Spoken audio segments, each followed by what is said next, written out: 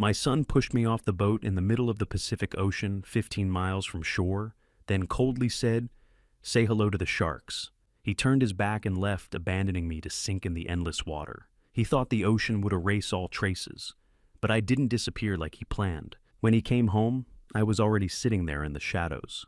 I looked straight into his eyes and said, "I've got something for you too." And for the first time, he understood his nightmare had only just begun. Welcome to today's story. Before we begin, drop a quick comment and tell me where you're watching from.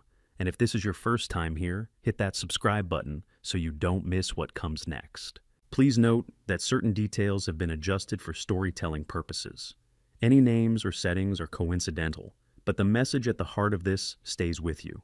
The Pacific fog doesn't just obscure the horizon, it swallows secrets whole, and as I tightened the straps of the digital recorder against my ribs, I knew today would be the day the water tested everything I had left. The salt air in Crescent Bay always felt heavier, just before dawn, carrying the scent of low tide and diesel. I am Marcus Sterling, a 73-year-old retired Navy SEAL, with skin like cured leather and eyes that missed nothing, and as I stood on the mist-covered docks checking the lines of the Catherine Rose, I felt a familiar cold vibration in my gut that usually preceded an ambush. My boat was more than fiberglass and wood. It was named after my wife, and after 40 years of marriage, her loss in 2017 had left me with only the sea and the habits of a soldier. I meticulously checked the engine and the fuel lines moving with a methodical grace that age hadn't managed to steal.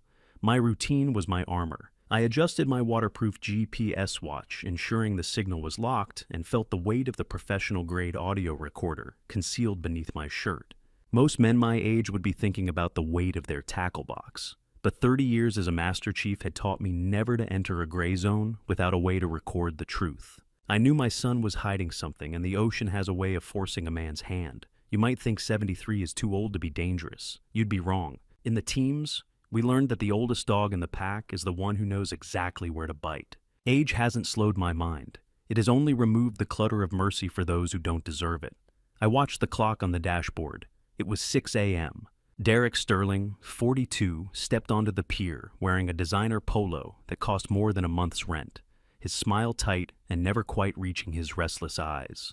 My son, an unsuccessful tech consultant who lived for the appearance of wealth rather than the substance of it, looked entirely out of place against the backdrop of rusted pilings and gray mist. He was 30 minutes late, a sign of the lack of discipline that had defined his adult life.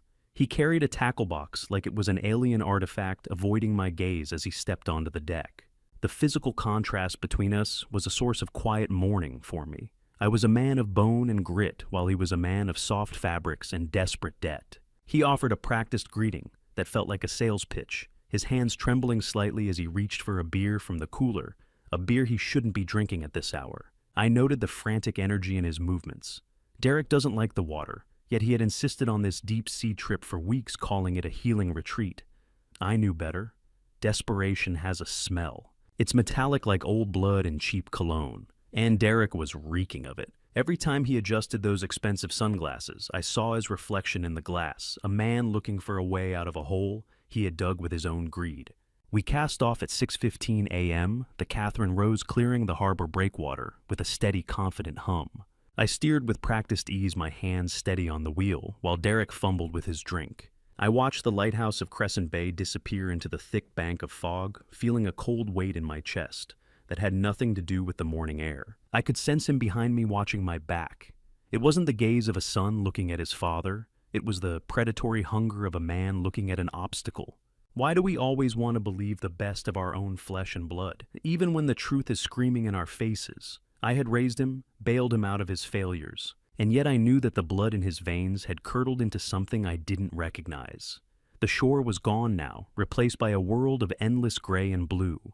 I kept my eyes on the horizon, but my ears were tuned to every movement Derek made behind me. He wasn't rigging any lures. He wasn't checking the bait. He was just pacing the small deck, his loafers squeaking against the fiberglass. I reached down and subtly checked the tackle box he had brought aboard. Nestled between the lures was a small industrial-sized bottle of a clear liquid that didn't belong in a fisherman's kit. I recognized the label from my days in the service, a powerful chemical solvent, something that shouldn't be anywhere near a pleasure craft.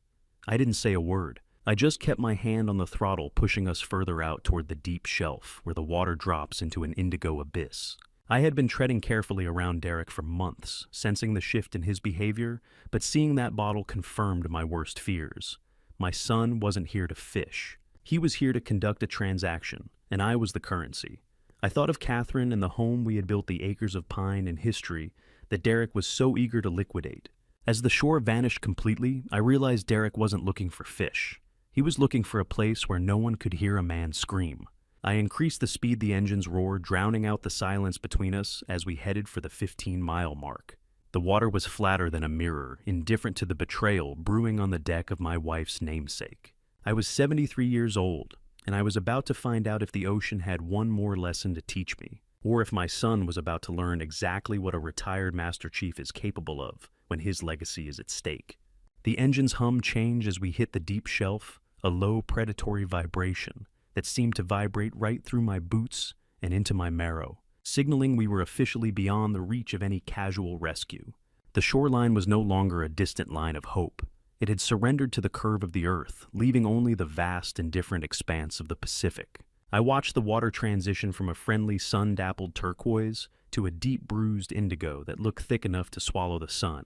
Derek sat on the bench across from the helm, nursing a lukewarm beer and staring at the GPS display as if the numbers on the screen were a countdown. He wasn't looking for fish. He wasn't even looking at the horizon. He was looking for a threshold, a specific coordinate where the law of the land finally loses its grip. I kept my hand steady on the wheel of the Catherine Rose, but my mind was in tactical overdrive. I knew my son was drowning in a sea of debt, but I hadn't realized until this very moment how far he was willing to swim to get out of it. He dropped a bombshell that hit harder than any rogue wave. He'd already signed a preliminary intent to sell agreement with Meridian Development. He had effectively sold the Sterling estate, my home, the 4.2 acres of history and pine needles Catherine and I had cultivated for 4 decades before I was even in the ground. It was the ultimate betrayal of the bloodline, a transaction made in the shadows of my own life. We reached the 10-mile mark, and the silence between us became a physical weight. I remember Derek at 10 years old, how he used to love the deep water, clinging to the railing with wide-eyed wonder. I asked him what had changed since then, why he couldn't just enjoy the salt air anymore. He didn't look up from his beer when he told me he'd grown up, and realized that staring at a bobber doesn't pay the bills. It was a cold transactional answer that confirmed my morning. I wasn't just losing my land. I was losing the memory of the boy I thought I knew.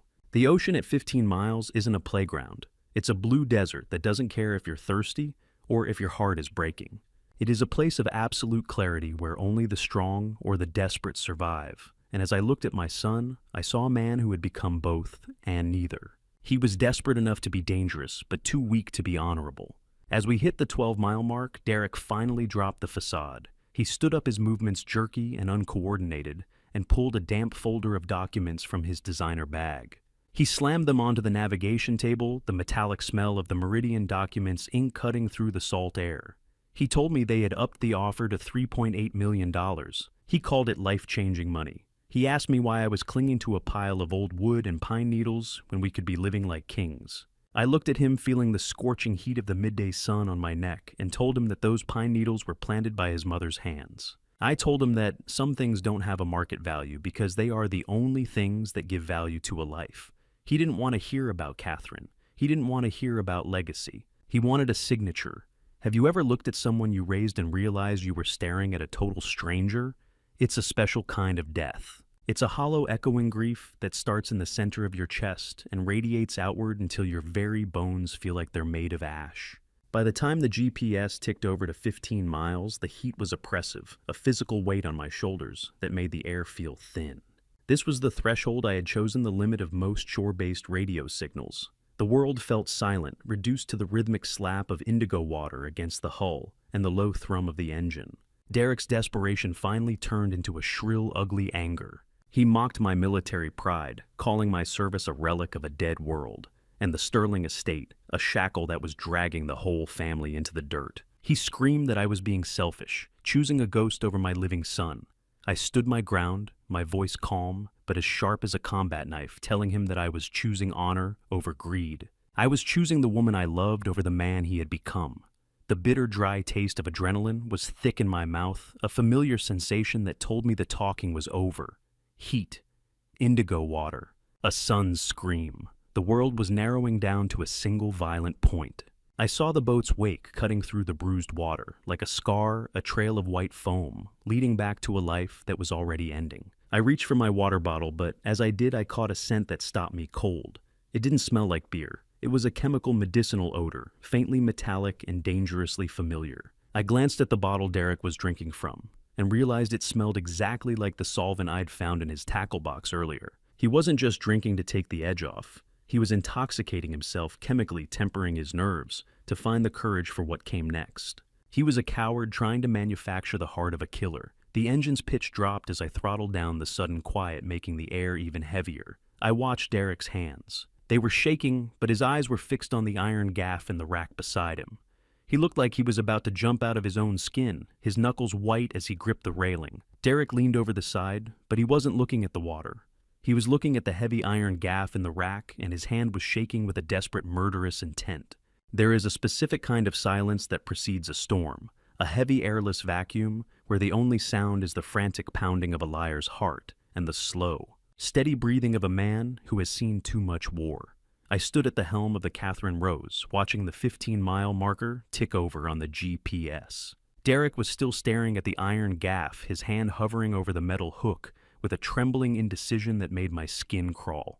The air was stagnant heavy with the smell of stale beer and sun-baked salt pressing down on us like a physical weight. My son finally looked up, his eyes bloodshot and desperate, and the dam of his composure finally broke. He didn't just reveal a mistake. He confessed to a slow-motion suicide. He was $185,000 deep in a failed tech startup, a vanity project that had bled him dry, but that wasn't the worst of it. The staggering gambling debts to men who didn't accept apologies or payment plans were the true anchor dragging him under. He told me that Vanessa had been the one to suggest this fishing trip, framing it as a healing retreat to bridge the distance between us. I felt a cold prickle of tactical alarm. Vanessa had always been the architect of his ambitions, and if she was the one who had mapped out this day, then we weren't just fishing. We were participating in a script she had written in the dark. I listened to his pleading with a detachment I had learned in the mud of foreign jungles. He begged me to sell the estate, to sign the Meridian papers, and trade the dirt of my home for his survival. He asked if I wanted my grandson Thomas to be homeless because of a few old trees.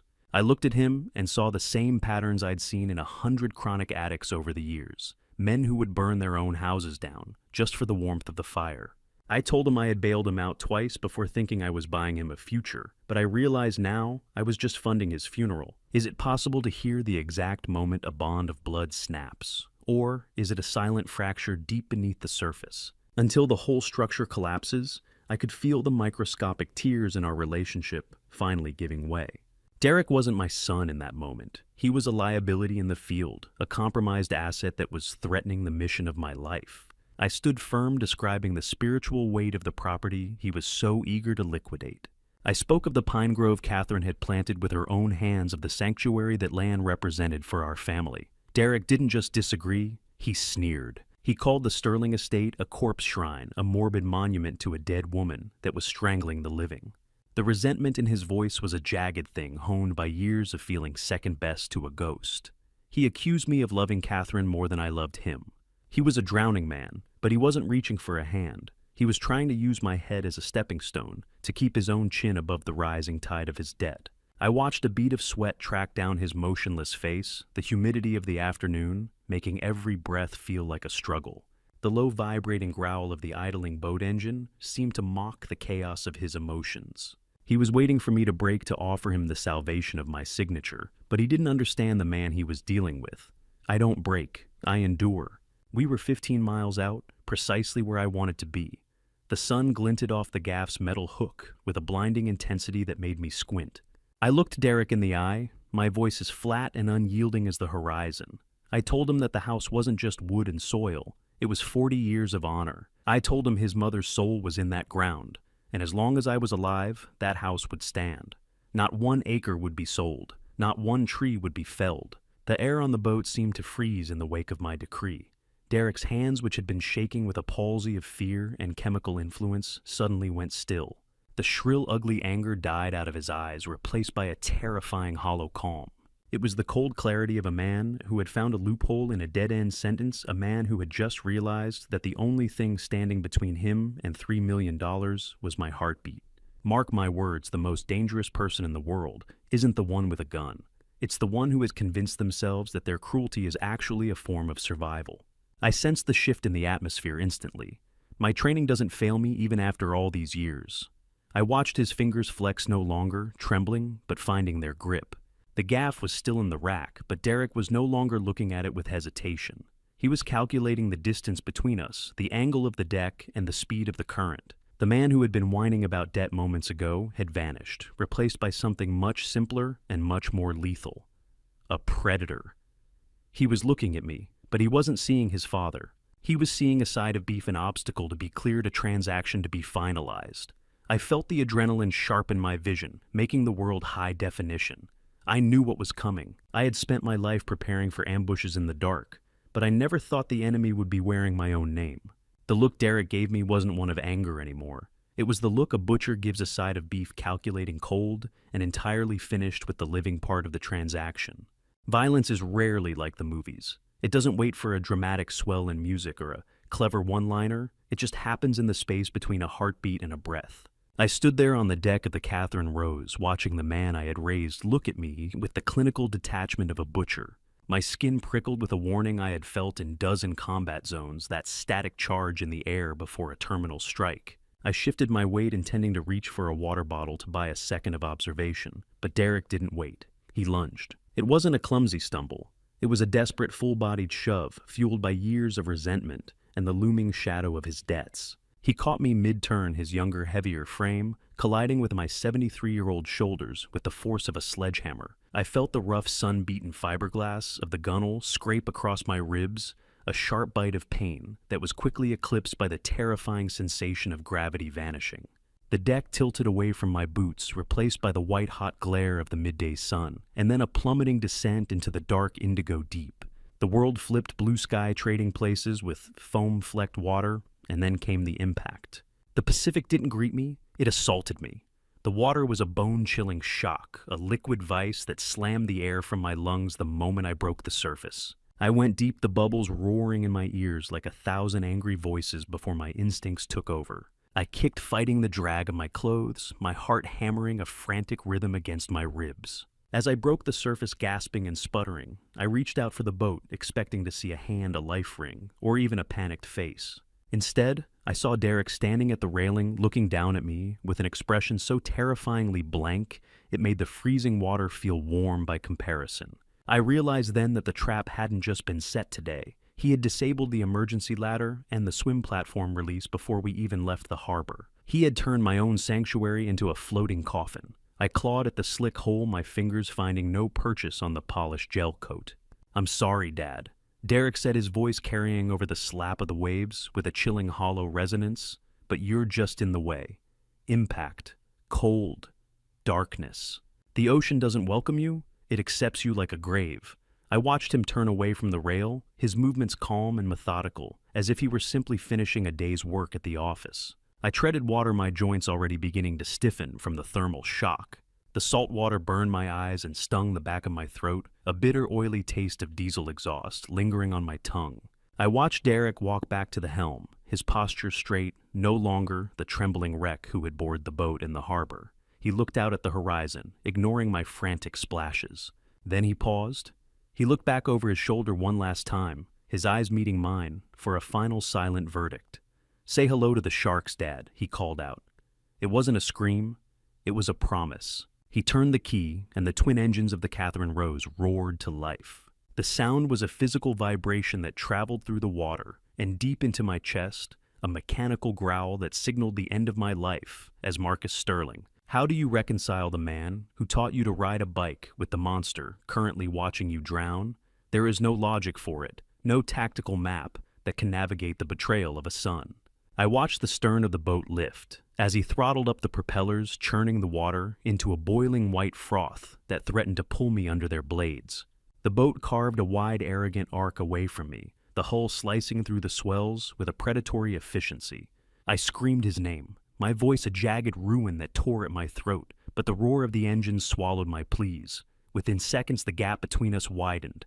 10 yards, 50 yards, 100. I watched the name Catherine Rose, the name of the woman who would have died to protect him, flicker in the sunlight before it began to shrink. The white foam of the wake was a fading scar on the indigo surface, a trail of breadcrumbs leading back to a world I was no longer a part of. Derek didn't look back. He kept the bow pointed toward the distant, invisible shore, leaving me in the center of a blue desert. The boat was a white splinter on a blue canvas, shrinking until it was just a memory of safety in a world of endless indigo. I felt a sudden sharp object brush against my leg. Panic, cold and sharp, flared in my gut. But when I reached down, my fingers brushed against the handle of the iron gaff. He hadn't just left me, he had tossed the gaff into the water near me. It was a final cruel joke, a tool to fend off predators, or perhaps just a reminder of the violence he was capable of. The silence that followed the engine's departure was the loudest thing I had ever heard. The roar faded to a hum, then a buzz, then nothing, but the indifferent rhythmic slap of waves against my ears. I was alone. The horizon was a perfect unbroken line where the bruised sky met the bruised water, offering no landmark and no hope. I looked down at my wrist, the waterproof GPS watch, still ticking a digital heartbeat in a world of salt water and silence. I reached into my shirt, feeling the hard square of the recorder still strapped to my ribs. It was still there, a silent witness to the murder Derek thought he had just completed. I was 73 years old, 15 miles from land with no life vest, and a heart full of salt. And for the first time in my life, I felt the vast dark weight of the ocean looking back at me. The sunlight was a mocking spotlight on my execution, dancing on the ripples that were slowly, patiently pulling the warmth from my blood. Panic is a physical entity, a cold, oily hand that slides down your throat and squeezes your lungs until you're willing to trade your soul for a single frantic gasp of air. As the white hull of the Catherine Rose vanished into the mist, leaving me suspended in a bruising indigo infinity, that hand began to tighten. I was 73 years old, 15 miles from land, with no life vest and a heart full of salt. And for the first time in my life, I felt the vast dark weight of the ocean looking back at me. My breathing became a series of ragged, shallow hitches that did nothing to oxygenate my blood. The sheer scale of the Pacific was a crushing revelation. I was a speck of dust on a liquid desert, and the silence Derek had left behind was louder than any explosion I had survived in the teams. I felt the initial wave of terror threaten to pull my head beneath the swells, my limbs turning to lead as the adrenaline spiked and then soured in my veins. Then I heard it. It wasn't a voice from the sky, but a gravelly sharp bark from the deep recesses of my memory. It was the voice of Master Chief Miller, a man who had forged seals out of raw clay 40 years ago. Panic ends more lives than bullets, Sterling. Get your head right. The mental phantom of the Master Chief didn't offer comfort. He offered discipline. I forced myself to stop thrashing. I closed my eyes against the stinging brine and initiated the BUD/S box breathing rhythm I had practiced until it was as natural as a heartbeat. Inhale for 4. Hold for 4. Exhale for 4. Hold for 4. I repeated the cycle over and over, forcing the erratic thwack of my heart in my ears to subside into a tactical hum. I commanded the machine that was my body to obey. 4 in, hold. 4 out, hold. Control the machine. Slowly the world stopped spinning, and the cold hand at my throat loosened its grip. Stop. Breathe. If you fight the ocean, you drown. If you flow with it, you might just live long enough to kill the man who put you here. My mind began to clear, shedding the skin of a victim and re-armoring itself with the logic of a survivor. I realized with a sudden sharp clarity that the persistent dizziness and tremors I'd experienced over the last few months weren't signs of old age. My dizziness almost made me skip this trip a fact Derek had counted on. The realization hit me like a physical blow. I had been poisoned.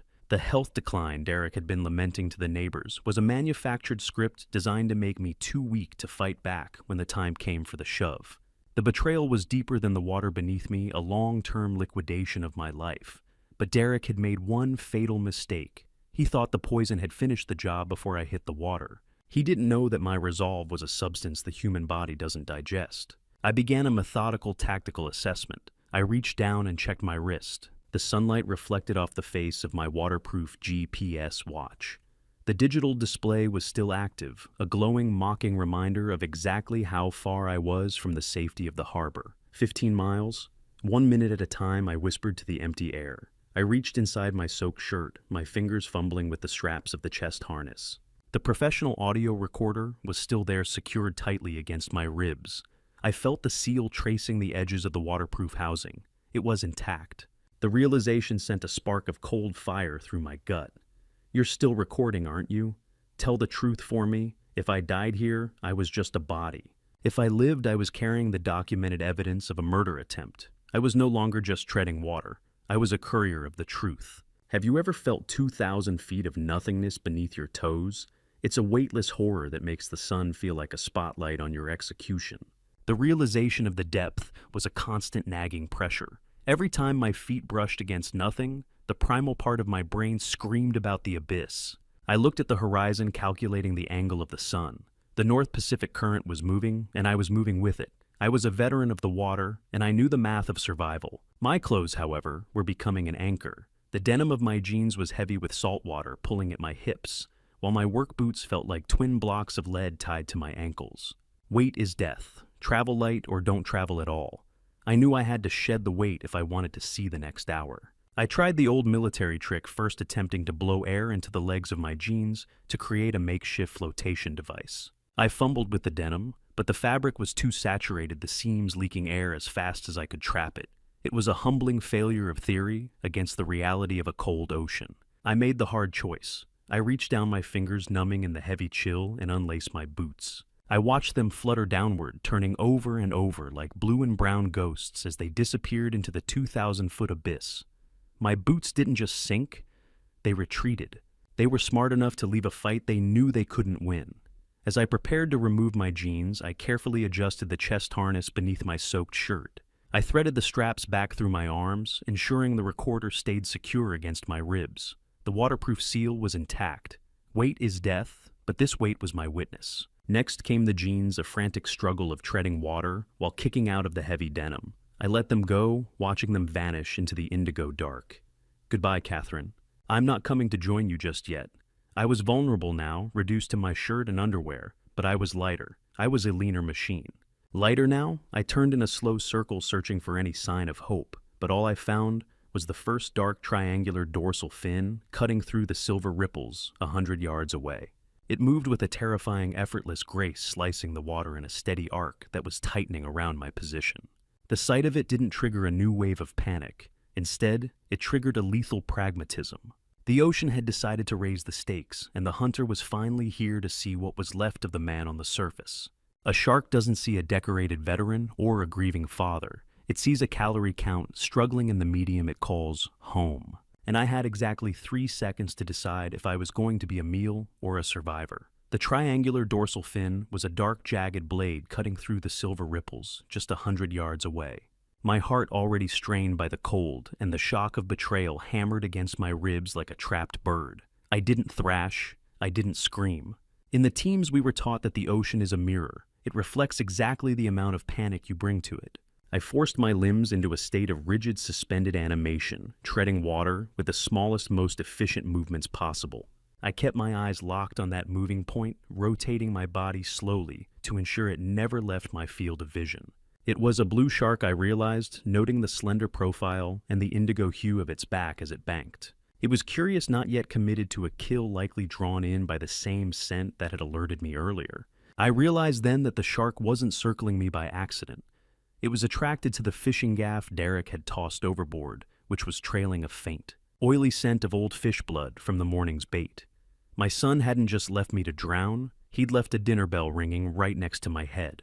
Silence. Then the fin dipped.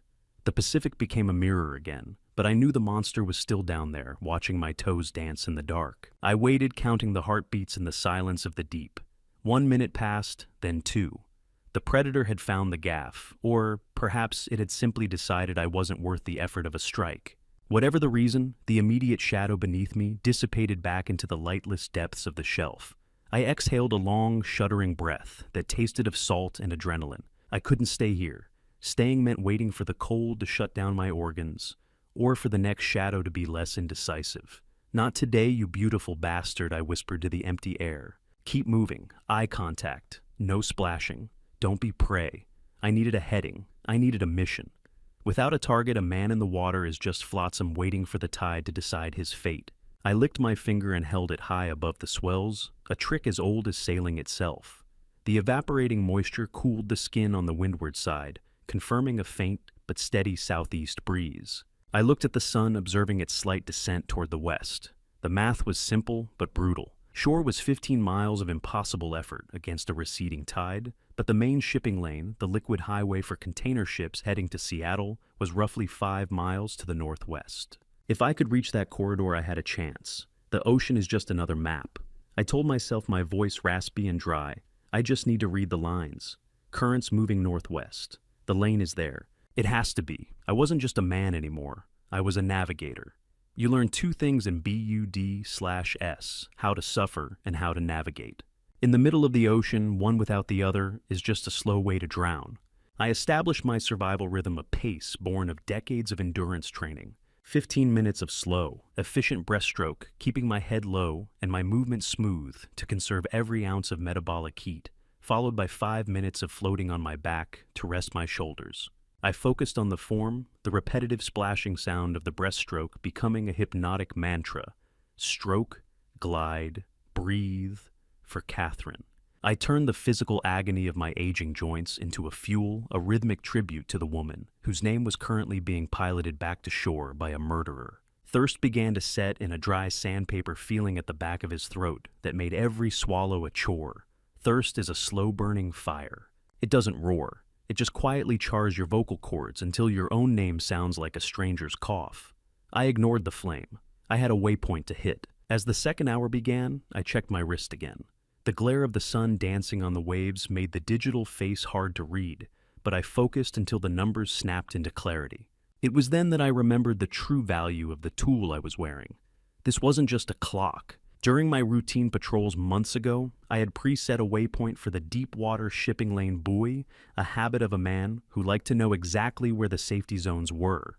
I pressed the side button, my heart skipping a beat as the small compass needle flickered to life. The battery was low, drained by the water and the cold, but it was there. I had a literal digital compass to my salvation. It was a tether to reality, a glowing green line in a world of blue chaos. If the battery held for just a few more hours, I wouldn't be swimming blindly into the dark.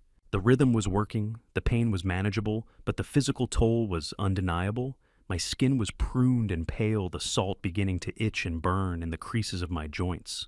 I kept my eyes on the northwest, moving toward the invisible line, where the giant steel ships carved their way through the sea. I was a speck, a grain of sand, but I was a moving grain of sand. Then the sun caught something metallic, floating half a mile ahead.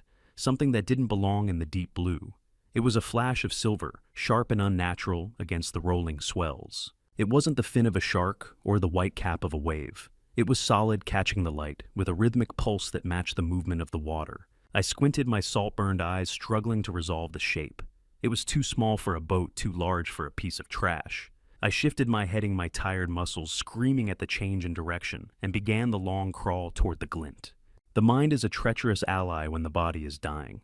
It begins to weave tapestries of comfort out of the threads of agony, and I knew if I closed my eyes to embrace the warmth, I would never open them again. I focused all my remaining strength on the closing of the distance between myself and that mysterious metallic glint. Every stroke was a battle against the leaden weight of my own limbs. My heart felt erratic, skipping beats in a way that had nothing to do with the rhythm of my swim.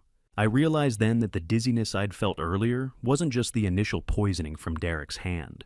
He had been playing a longer game than I'd imagined. Derek had actually replaced my high blood pressure medication with a placebo weeks ago, ensuring my cardiovascular system would be primed for failure under the exact kind of stress I was experiencing now.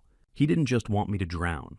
He wanted my heart to explode in the effort to stay afloat. I finally reached the object, my fingers scraping against cold, unforgiving metal. It wasn't a shipping buoy or a life ring. It was a discarded 55-gallon oil drum, a rusted relic of industrial waste floating in the deep blue. The disappointment was a physical blow, more crushing than the swell of the waves. I clung to the barnacle-encrusted rim, my palms bleeding as I tried to find a grip. The drum was slick with a toxic residue that smelled of rusted iron and old oil, a nauseating stench that made my stomach churn. I looked at the hunk of junk and let out a raspy, salt-burned laugh. Just a piece of junk, I whispered. Like me, right, Derek? I wanted to stay there to let the drum carry my weight, but the petroleum fumes were making my head swim. Move, I commanded myself. If you stay here, you're just part of the trash. I pushed away from the rusted cylinder, feeling the vast emptiness of the Pacific reclaim me. Irony is a rusted drum in a blue desert. It offers rest, then tries to poison you with the ghost of the industrial world. By 3:15 p.m., the sun was a relentless hammer, and the salt had crusted over my eyes until the horizon began to shimmer and bleed. That was when I saw her. Catherine was sitting on the water a few yards ahead, looking exactly as she had on our porch in Crescent Bay back in 2017. She was radiant, her white sundress caught in a breeze. I couldn't feel her hair a halo of gold in the afternoon light. I knew it was a hallucination, a fever dream born of heat stroke and a failing heart, but I didn't care. I see you, Kath. I croaked, my voice a jagged ruin.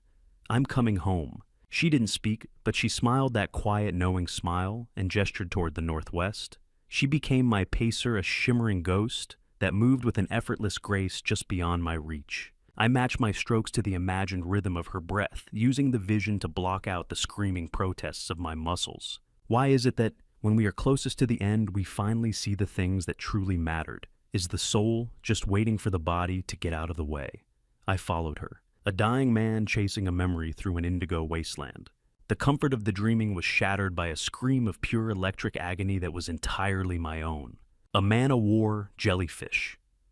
A translucent nightmare of trailing blue fire had drifted directly into my path, its long tentacles wrapped around my lead arm like barbed wire.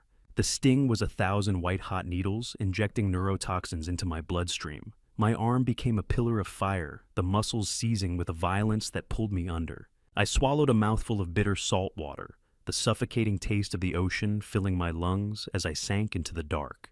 I thrashed upward, my vision tunneling as the paralysis began to creep toward my shoulder. The jellyfish sting wasn't just pain, it was a reboot. A violent electric jolt from the ocean, telling me that the dreaming was over and the dying had begun. Fight the fire, I roared internally. Breathe. Don't let it end like this. One more stroke, just one more. I surfaced gasping for air, my left arm hanging useless at my side. I was at my lowest physical point, barely conscious, my head dipping below the waves with every passing swell. I looked down at my wrist one last time, my eyes struggling to focus on the fading display of the GPS watch. The battery was at 1%, the screen flickering like a dying candle. But in its final pulse of life, it showed something that shouldn't have been there. A massive metallic signature was moving directly toward my coordinates. It wasn't a hallucination. The digital brain of the watch had locked onto a physical mass. I felt a low-frequency vibration through the water, a deep thrum that rattled my teeth. It wasn't the sound of the wind or the waves. It was the rhythmic heavy heart of a diesel engine. I tried to lift my head to scream, but my throat was a desert. My arm was a pillar of fire. My lungs were burning with salt.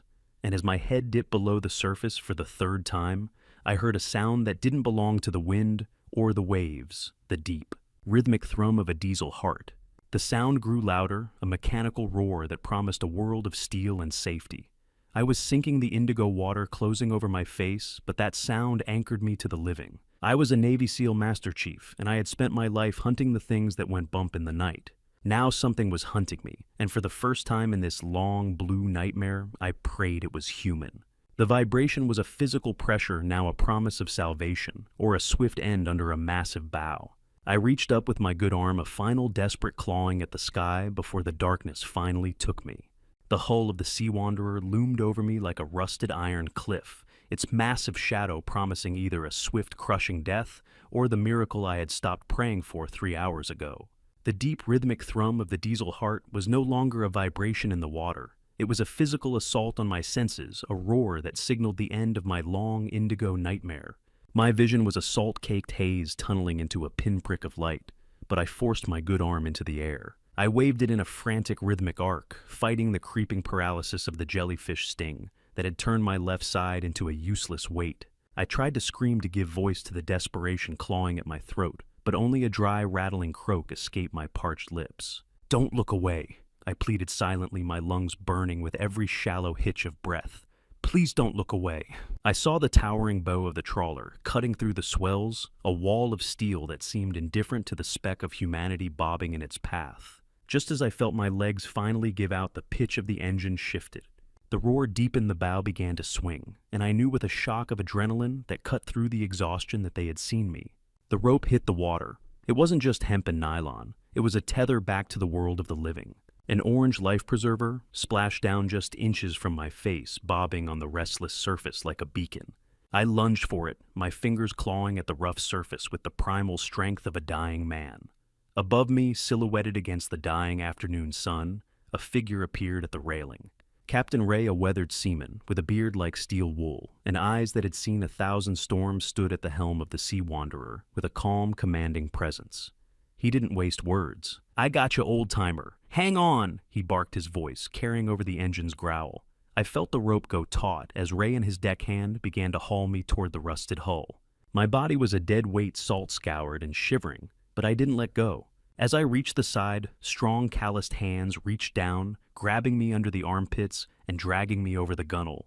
I tumbled onto the deck, the impact of solid wood and metal against my skin, the most beautiful sensation I had ever known. I lay there for a long time, my face pressed against the vibrating deck plates, gasping for air that didn't taste of salt. The smell of diesel fuel and old fish scales filled my nostrils, a perfume of survival. Captain Ray knelt beside me, his large hands surprisingly gentle as he checked my vitals. "Jesus, Mary, and Joseph, you're a miracle or a very stubborn ghost," he muttered, his eyes scanning the ruin of my salt-burned skin. As he moved his hands over my shoulder, he paused, his brow furrowing. I felt a sharp sting. Ray pulled back, holding a small, jagged piece of fiberglass between his thumb and forefinger. It had been embedded deep in the muscle of my shoulder, a fragment of the Catherine Rose's gunwale. He looked at the fragment, then back at me, his eyes sharpening with intuition. "This wasn't a clean fall, old man. Someone put some muscle into this." The betrayal felt fresh again, a cold fire in my chest. Derek hadn't just pushed me. He had used a tool to ensure I went over with enough force to incapacitate me. You never truly appreciate the feeling of solid ground, or even a vibrating wooden deck, until you've spent 5 hours treading water over a 2,000-foot grave. Ray disappeared for a moment and returned with a heavy, scratchy Navy-issue deck jacket. He wrapped it around my shivering frame, the wool coarse against my raw skin. He forced a bottle of lukewarm water into my hands. "Drink slow, partner," he advised. "You've got enough salt in you to cure a ham." I took a sip, the liquid hitting my parched throat like a revelation. The water Ray gave me tasted like liquid starlight. It burned the salt out of my throat and lit a fire of vengeance back in my belly. My seal brain, long dormant under the pressure of survival, began to reboot. I felt the hard square of the audio recorder against my ribs, still strapped tight. It was still there, still warm. A silent witness to the crime my son thought the ocean had swallowed. My son. I croaked out my voice, a jagged ruin. "He's at the marina?" Ray nodded, his expression darkening. "We'll get you to the Coast Guard station, Marcus. They'll have him in cuffs before the sun is down." I looked at the horizon, watching the distant line of the coast. If I went to the authorities now, the sirens would start. Derek would hear them coming. He'd have hours to destroy the documents, to burn the contracts, to hide the poisoning evidence I now suspected was in the house. He'd play the grieving son, the victim of a tragic accident, and he'd bury the truth along with my empty coffin. I couldn't let that happen. To finish this, I needed the element of surprise. I needed to be a ghost for just a little while longer. I needed to arrive when he was celebrating, when the mask was off and the greed was loud. I looked Ray in the eye, my voice a jagged ruin of its former self, and told the first of many lies that would eventually lead my son to a prison cell. "Ray," I whispered, clutching his sleeve, "don't call it in, not yet. I don't want the sirens. I want to go home quietly." He looked at me, the confusion clear on his weathered face, but I saw the respect for a fellow veteran in his gaze. I told him a story about wanting to handle it within the family first. It was a tactical deception. I needed him to drop me off at the old fuel dock far from the main marina. Ray sighed, looking out at the dark water, but he finally nodded. "I'll take you to the cove, Master Chief, but you owe me the full story when this is over." I sank back against the jacket, the diesel heart of the boat beating in sync with my own resolve. The hunt was no longer about staying afloat. It was about coming home. To destroy a monster, you first have to become a ghost, fading into the background until the world forgets you ever breathed, all while you watch the person you loved most dance on your empty grave. I sat in the dim wheelhouse of the Sea Wanderer, the scratchy wool of Captain Ray's navy jacket biting into my raw, salt-scoured skin. My voice was a jagged ruin, but I had a mission to execute. I wove a plausible lie for Ray, spinning a tale of a rogue wave that had slammed into the Catherine Rose while I was checking a stalled engine, and Derek was distracted at the helm. I feigned a foggy memory and a deep state of shock, insisting that I needed a quiet place to collect my thoughts before facing the flashing lights of the authorities. Ray was a good man, but he was a sailor first. He looked at my sunken eyes and my trembling hands and saw a vulnerable elder broken by the sea. The debt of our shared service did the rest. He agreed to my odd request to be dropped at a desolate, rotting fuel pier miles from the main harbor. My boy, he'll be out of his mind, I whispered, leaning into the role. I can't face the cameras yet, Ray. Just drop me at the old fuel dock. The sea does strange things to the head, Master Chief. Ray replied, his hand steady on the throttle. I'll get you to the cove. Lies are like salt water. A little bit tastes like the truth, but too much will kill you from the inside out. I was drinking deeply from that. Well now, knowing that every fabrication bought me the time I needed to secure my perimeter. While Ray navigated the darkening coastline, my mind drifted to what was happening at the marina. I could almost see the scene unfolding through the eyes of the witnesses who would later testify. Derek would have crashed the Catherine Rose into the pier at full throttle, a calculated act of violence against the wood to ensure a crowd was watching. He would have leaped onto the dock, collapsing in a fit of theatrical gasping sobs that sounded more like a wounded animal than a grieving son. He would have screamed for a Coast Guard unit he knew was already too late to help. In his mind, he was the victim, the hero of a tragedy he had authored with a shove and a cold line about sharks. He didn't just forget his father, he had actually thrown a weighted life ring into the water in the opposite direction of my fall, ensuring that any rescue effort would start miles away from where I was actually drowning. How much practice does it take to sob for a man you just tried to feed to the sharks? Is there a mirror in hell where he rehearsed those lines? I watched the distant lights of Crescent Bay through, the salt-crusted glass of the wheelhouse feeling a cold, clinical disgust. By now, Derek would be consolidating his alibi. He would be making a very public recorded call to the Coast Guard, providing the exact false coordinates of the accident. Vanessa Sterling, 39, arrived at the docks with her hair perfectly windswept and a handkerchief already dampened by what looked like genuine tears, her eyes sharp and assessing even through her mourning mask. She would have been there to hold him, to play the part of the supportive wife, while they shared a choreographed moment of despair in front of the local news crew. I knew Vanessa was the architect. She was the one who had likely picked out the black dress she was wearing before the boat had even cleared the breakwater. She was the one who would ensure the narrative of my cognitive decline was whispered into the ears of every reporter who would listen. You're watching a masterpiece of manipulation. If I weren't the target, I might have actually applauded the effort. I watched a local news feed on Ray's small cabin television, the volume low. There was my son leaning against the hull of the Catherine Rose, his expensive shirt stained with what I knew were crocodile tears. He told the reporter that the current was too strong, that he had circled for an hour, screaming my name until his voice failed. The harbor master was there, offering Derek a stiff drink and a shoulder to cry on, completely bought into the performance. Vanessa was at his side, her manicured nails digging into Derek's arm in a display of faux dependency. I looked at the screen and saw Derek clutch his pocket. I knew what was in there. He was secretly clutching my stolen wallet, feeling the plastic of the credit cards that he believed were now his to spend. He thought he was home free, the king of a hill built on my bones. Derek looked into the news camera, his eyes red and leaking fake grief. But for a split second, the mask slipped. It was a tiny predatory smirk, a flash of white teeth that lasted less than a heartbeat, but it was there. It was a smirk that only a dead man would be able to recognize. It said that the mortgage was paid, the land was sold, and the old man was finally mercifully gone. The bright, invasive flash of the news camera lights illuminated his triumph. I felt the vibration of the Sea Wanderer's engine change as we approached the abandoned pier.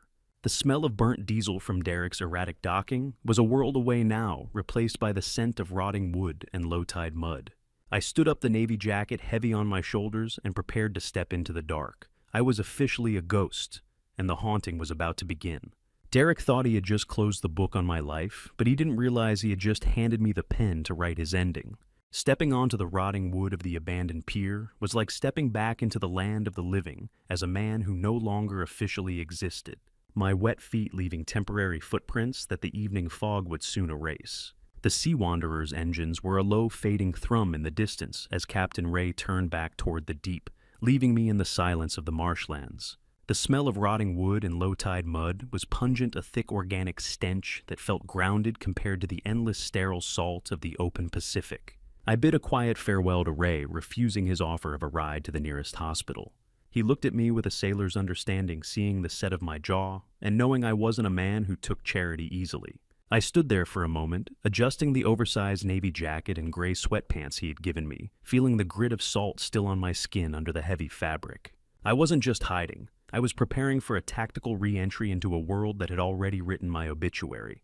Derek thought he had pickpocketed my life when he took my wallet during the shove, but he had never understood the level of paranoia I'd cultivated in the teams. The waterproof pocket in my chest harness wasn't for my wallet. It was specifically for a backup debit card and an emergency key to the house. I had been preparing for a worst-case scenario with my own son for years, a depressing reality that was now my only saving grace. I walked a mile down the coastal road, the evening air cooling the raw sunburn on my face. I moved with a deliberate slow gait, looking like just another coastal drifter or an aging veteran who had seen better days. I reached a 24-hour convenience store, the harsh buzzing fluorescent lights overhead, making me squint. I kept my head down the brim of Ray's old cap, low over my bloodshot eyes. I slid my backup debit card into the ATM, the machine letting out a mechanical whir that sounded like a lifeline. I withdrew $400 in cash, the daily limit, knowing I needed to move without a digital trail from this moment forward. The ATM whirred. It was the sound of a lifeline. $400. 400 reasons for Derek to start looking over his shoulder. I took the bills, feeling the crisp paper in my fingers, the first real currency of my new existence as a ghost. Inside the store's grimy restroom, I locked the door and finally faced the mirror. Have you ever looked in a mirror and not known the man looking back? The ocean doesn't just take your clothes, it strips away the person you thought you were. My face was a mask of raw red sunburn, my eyes mapped with broken red veins from the salt and the strain. I looked older by a decade, a weathered ruin of the Master Chief I used to be. I meticulously cleaned the salt from my waterproof GPS watch, and the audio recorder, my hand steady as I confirmed the red recording light, was indeed active for the entire duration of the boat trip. The seal had held. The truth was trapped in that little plastic box, waiting for the right moment to be unleashed. I changed into a cheap Marlin print t-shirt I'd grabbed from the rack, pulled on a new ball cap, and slid on a pair of dark sunglasses. "You look like hell, Marcus," I whispered to my reflection, "but hell is exactly where we're going." I looked at the man in the glass and saw a predator hiding in the skin of a drifter. I bought a prepaid burner phone with cash at the counter, the clerk barely looking up from his magazine. I was just another face in the night, a transient passing through a town that didn't know I was supposed to be at the bottom of the ocean. I walked across the street to the Driftwood Motel, a place where the neon sign flickered and no one asked for a credit card or a real name. I paid $65 for Room 17, a stale-smelling box at the very back of the property. Room 17, no windows to the front. Perfect. I entered the room and felt the synthetic stale scent of the motel bedsheets hit me like a physical wall. I checked the perimeter, closing the heavy curtains and ensuring the deadbolt clicked into place with a solid metallic thud. Once the door was secure, the adrenaline that had kept me moving since Ray pulled me from the water finally evaporated. It left me shaking with a bone-deep chill that salt water and navy jackets couldn't cure. I collapsed onto the lumpy mattress, my muscles finally surrendering to the trauma. "I'm alive, Catherine." I breathed into the darkness, but the work is just starting. The motel room smelled of cheap bleach and old secrets. It was a tomb for the living, and for tonight, it was exactly where I belonged. I lay there in the dark, the silence of the room ringing in my ears, but my mind was a hive of strategic calculations. I was a dead man with a mission. I reached for the burner phone, the plastic feeling cheap and fragile in my calloused hands. As I powered it on, a local news alert flashed across the screen. I felt a surge of cold, focused rage. Derek had already given a formal statement to the police, claiming I had been showing signs of early onset dementia to explain why I might have wandered off the boat while he wasn't looking. He was building the wall of his defense before my body had even been declared missing. He wasn't just a murderer. He was a character assassin trying to erase my sanity to protect his greed. I stared at the burner phone screen, the blue light illuminating the deep lines of my face. I knew the lying had to stop, and the truth had to be handed to someone with the power to use it. My thumb hovered over the only number in the world I could still trust, the one person who knew exactly how dangerous my son's wife truly was. This was the call that would turn my survival into a war. I took a breath at the stale air of room 17 filling my lungs and pressed the button. The first ring echoed in the small dark room, a signal fire lit in the middle of a forest of lies. A phone call at 4 in the morning usually means someone has died, but when I finally pressed the green button, I was calling to tell the world's most dangerous lawyer that I had decided to stay alive just to spite my son. The blue light of the burner phone was the only thing illuminating the stale-smelling shadows of room 17. I waited, my pulse a slow, heavy thrum in my salt-crusted ears, until the line clicked open. The voice on the other end was thick with a grief I knew was genuine. Rebecca Sterling, 71, was my sister-in-law, and the family's longtime attorney, a woman who had spent 40 years winning wars in a courtroom. She was the one person who knew the true depth of the shadows lurking behind Derek's eyes. Rebecca? "It's Marcus," I said, my voice sounding like gravel crushed under a boot. "Don't scream. Don't ask how. Just listen." There was a sharp intake of breath, the sound of a glass hitting a table, and then a silence so profound I could almost feel her shock through the airwaves. "Marcus," she whispered, a ghost of a word. I briefly outlined the betrayal, the argument, the push, and the final line about the sharks. Rebecca didn't cry. She didn't gasp. She just asked for the serial number on my recorder. That's when I knew Derek was dead. He just hadn't stopped breathing yet. I was stunned when Rebecca revealed she had already frozen the estate's liquid accounts the moment Derek reported me missing. She hadn't waited for proof. She had smelled the rot in his theatrical grief and acted on the suspicion that had been growing since my wife Catherine passed. For Catherine Marcus, she said, her voice transforming into a cold professional blade, "We are going to burn their world to the ground." Rebecca didn't cry. She didn't gasp. She simply asked for the serial number on my recorder, and in that moment I knew Derek was already finished. He just hadn't stopped breathing yet. We set a meeting for 11 at the Lighthouse Diner. I spent the intervening hours watching the dawnlight crawl up the stained motel walls, feeling a grim sense of alliance. I arrived at the Lighthouse Diner 20 minutes early, choosing a booth with my back to the wall and a clear view of the entrance.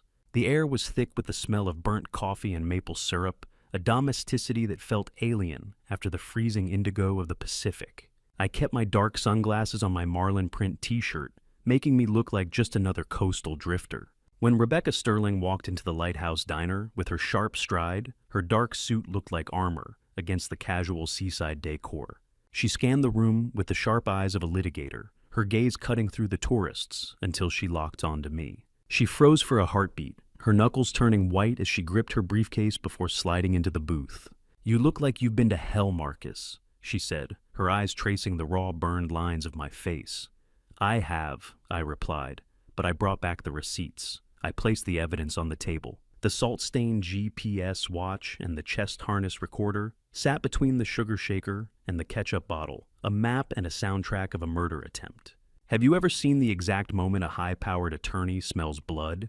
It's not a smile. It's a sharpening of the edges, a sudden lethal focus that makes you glad she's on your side. Rebecca took out a pen and began to take notes, the low rhythmic hum of the diner's ceiling fans, the only accompaniment to our low-voiced war counsel. She reviewed the legal landscape, her expression shifting from focused to grimly satisfied. "Marcus, you need to understand what Catherine did 22 years ago," she said. "My wife had always been the visionary, the one who saw the storm clouds before the first drop of rain.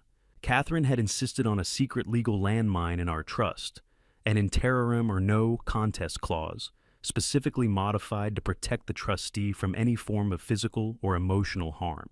Rebecca explained that by attempting to accelerate his inheritance through a violent act, Derek hadn't just broken the law.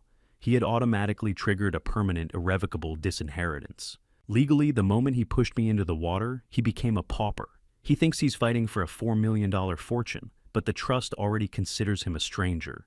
The trust wasn't just a document. It was a ghost shield forged in love and tempered by suspicion, reaching out from 2017 to slap the cuffs on my son's wrists. I felt a surge of awe at Catherine's foresight. She had always known Vanessa was a shark, and she had built this cage for her over 2 decades ago. So, he gets nothing, I asked. Not a single acre, not a single cent, Rebecca confirmed. He gets a prison cell and a bill for the search costs, Marcus. That's his inheritance now. We sat in silence, the sound of a distant waitress clinking plates, providing a strange soundtrack to the destruction of my son's life. Rebecca noted that the clause was specifically designed to be triggered by harm to the trustee, which meant Catherine had actually anticipated that Derek might try to physically hurt me. The realization was a cold stone in my stomach. My wife had known our son better than I ever dared to. Rebecca leaned in, her voice dropping to a whisper as she signaled for the check. The trust is the shield, Marcus, but we need a sword. I'm calling Jake. We need to know what Derek has been putting in your coffee for the last 6 months. My blood ran cold as I realized the ocean wasn't the first time he had tried to kill me. I had survived the Pacific salt and the shark's hunger, but as I sat in that sterile office, I realized the most lethal predator I'd ever faced had been sitting across from me at the breakfast table for the last 6 months. The transition from the Lighthouse Diner to Rebecca's secure law office was a blur of high-stakes caution. I moved like a ghost through the city, my eyes constantly scanning the mirrors, half expecting to see Derek's designer SUV trailing me. Rebecca didn't waste any time. She introduced me to Jake, a man with the unassuming air of a librarian and eyes that processed data like a supercomputer, who sat behind a desk cluttered with forensic reports and digital breadcrumbs. Jake wasn't an attorney. He was a former forensic accountant turned private investigator, the kind of man who found bodies buried in spreadsheets and murder motives in search histories. As I sat down, the weight of the last few months seemed to settle into my joints. I recounted my physical decline, the tremors that made it hard to tie my boots, the persistent dizziness that made me feel like the room was tilting, and that bitter, metallic taste that always seemed to linger after Derek graciously made his morning espresso for me. Jake listened with a grim knowing nod, his fingers tapping a rhythmic pattern on a folder. He didn't look surprised when he revealed a discovery that chilled my blood. Derek hadn't bought the chemicals on some dark web marketplace. Instead, he had used Vanessa's former corporate login to order industrial-grade thallium under the guise of supplies for a firm that had been defunct for years. It was a paper trail left by someone who thought they were too smart to be caught. I thought I was just getting old, Jake, I whispered, the words catching in my throat. I thought my body was finally giving up on me. Jake looked at me with a pity that hurt more than the betrayal. Did the hair loss start before or after the boat trip? Marcus, he asked. I didn't answer. I didn't have to. Espresso, 2 sugars, a dash of cream, and enough poison to stop a horse's heart. That was my special morning routine. Every day I had looked my son in the eye and thanked him for the coffee while he watched me swallow my own death. To maintain my status as a ghost, Jake arranged for a mobile phlebotomist who worked off the books, a woman who didn't ask why a man in a motel room needed a deep tox panel. In the dim flickering light of the Driftwood Motel, I watched as the needle slid into my arm. The dark viscous blood filled the glass vials, a thick salt-heavy fluid that felt like it belonged to a dead man already. The sharp metallic smell of the phlebotomy alcohol prep pad filled the small room, a clinical scent that cut through the smell of bleach and old carpet. Jake explained that standard medical panels don't look for heavy metals like thallium, which is why my previous doctor visits had yielded nothing but shrugs and talk of natural aging. I had visited my family doctor twice in the last 6 months, complaining of dizziness and tremors. Both times, the standard blood panels came back normal because they never tested for heavy metals like thallium. Thallium is the poisoner's poison, Jake said, his voice low, colorless, odorless, and patient. It mimics a dozen other diseases while it eats you from the inside out. My own son, Jake, I said, looking at the vials.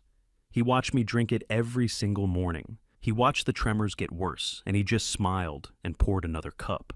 The wait for the results was an agonizing stretch of hours. Every muscle twitch, every flicker of light in my eyes felt like a new symptom, a reminder of the silver snake coiling in my veins. How do you measure the distance between a father's love and a son's greed? In milligrams, in months, or in the cold blue light of a lab report? We met back at the office after dark. The high-speed printer was churning out the chemical verdict, the rhythmic clacking of the machine sounding like a death knell. Jake stared at the glowing screen of his laptop for a long time before turning it toward me. The levels of thallium sulfate in my system were 10 times the lethal limit for a standard man. It was a testament to my seal-hardened constitution that I was even sitting upright, let alone surviving a 15-mile swim. The data showed a consistent low-dose administration dating back at least 6 months. The boat trip wasn't a sudden impulse, I realized with a sickening clarity. It was a cleanup operation. The slow method was taking too long, and Derek's debts were mounting faster than the poison could work. He had run out of patience. "You're not dying of old age, Marcus," Rebecca said, her knuckles white as she gripped the edge of the desk. "You're being murdered by degrees." The thallium was a silver snake in my veins, coiling around my heart, while I thanked Derek for being such a thoughtful son.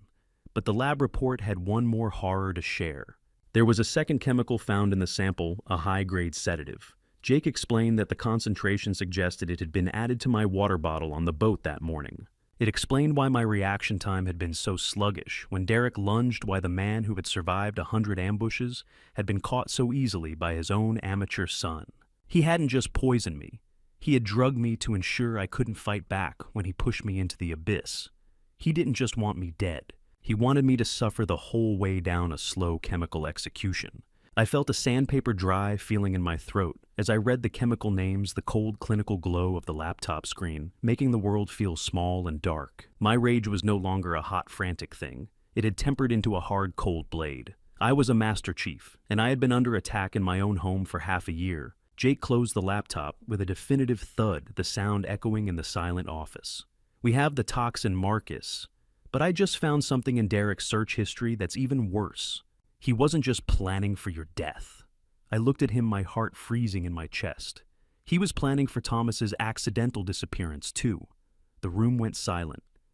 Derek wasn't just clearing the way for the inheritance, he was clearing the bloodline.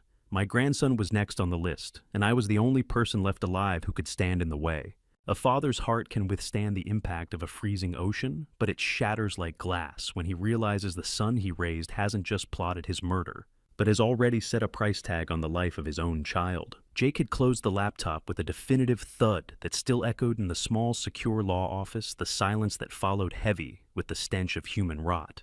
We had the toxin, the thallium, that had been silvering its way through my veins, but the digital breadcrumbs Jake had unearthed were far more lethal. The investigation into the hidden search history and encrypted cloud drives belonging to my daughter-in-law, Vanessa, was beginning to yield a map of absolute devastation. I sat in the hardback chair, the dry electronic smell of the overheating laptop, mingling with the cold, metallic taste of the office water cooler cup. I watched Jake's face, usually as impassive as a stone titan, with a grim professional disgust. He didn't just find a murder plot. He found a ledger where my family had been reduced to depreciating assets. The shock was deeper than the Pacific Shelf, a chilling realization that Derek's shove on the boat was only the final stroke in a long-term liquidation project. Jake presented the financial picture with a clinical detachment of an undertaker. Derek's gambling debt wasn't just a figure on a screen. It was a hungry beast. He owed a staggering $185,000, not just to offshore sites, but to local loan sharks who had already begun making unannounced visits to my grandson's college campus. I read the intercepted texts, my knuckles turning white as I gripped the edge of the desk. My son had offered Thomas's future trust fund as collateral for another month of silence from his creditors. He used Thomas's name. I asked, my voice a jagged ruin. He put his own son in the crosshairs of these animals. Jake nodded, his eyes fixed on the scrolling green business code on the screen. To a gambler in a hole, Marcus, everyone is just another chip on the table. The entry twist was even more nauseating. The coded journal revealed that Vanessa had been siphoning Derek's few winnings into a private account in the Cayman Islands. She was robbing her own husband while he was robbing his father, a double cross within a betrayal. Spread sheets. That's how she killed me. Not with a knife, but with a series of cells and formulas that decided my heartbeat was no longer cost-effective. We moved deeper into the drive, cracking a file titled Project MS that had been created 3 years ago, while my wife Catherine was still fighting for her final breaths. It was a meticulously designed timeline for my health decline protocol. Vanessa had scripted my death with the precision of a software launch. There were spreadsheets for the dosage of thallium notes on the SED8 sedatives I had swallowed in my morning coffee, and milestones for when my disorientation would be believable enough to claim dementia. This wasn't a murder plot, Rebecca said, her voice trembling with a cold fury. It's a hostile takeover of a human life. I watched the data scroll, seeing every tremor I had felt and every dizzy spell I had blamed on age listed as a successful test phase. She didn't just know I whispered the rage finally burning through the last of my shock. She designed it. Derek was merely the blunt instrument, the cheap labor she hired to knock down the walls of our legacy. Do you know what it's like to realize you've been a project for 3 years? It makes you wonder if every smile she gave you was just a check mark on a compliance list. Rebecca and I analyzed the notes further, finding a section dedicated to collateral asset TS. It was Thomas, my grandson. Vanessa had already mapped out his destruction. She planned for Thomas to be institutionalized or discredited via a manufactured drug scandal at his university to ensure he couldn't challenge the land sale once I was gone. She's a sociopath, Marcus Rebecca said, her eyes fixed on the screen. She doesn't see a grandson. She sees a legal complication. I felt the weight of my 73 years, but for the first time, the fatigue was gone. It was replaced by the lethal focused clarity of a master chief on a mission. I spent 30 years hunting monsters in foreign lands, Rebecca. I never expected to find the worst one living in my guest room. Vanessa was the architect, and my son was just the fool she manipulated to clear the foundation. My son had sold his soul, but my grandson was still innocent, and I was the only wall left standing between him and the demolition crew. I stood up, the sound of my heavy rhythmic breathing, the only noise in the room, as I fought to keep the tactical part of my brain in command. The fatigue of the ocean and the poison was being overwritten by a survival instinct that had been forged in the teams and tempered in blood. We were no longer just gathering evidence for a trial. We were in a battle for Thomas's life. I looked at the maps of the estate and the trust documents, realizing the scale of Vanessa's ambition. She wanted the land, the money, and the silence of everyone who could remember the Sterling name with honor. She had spent years eroding my life, milligram by milligram, waiting for the moment to strike.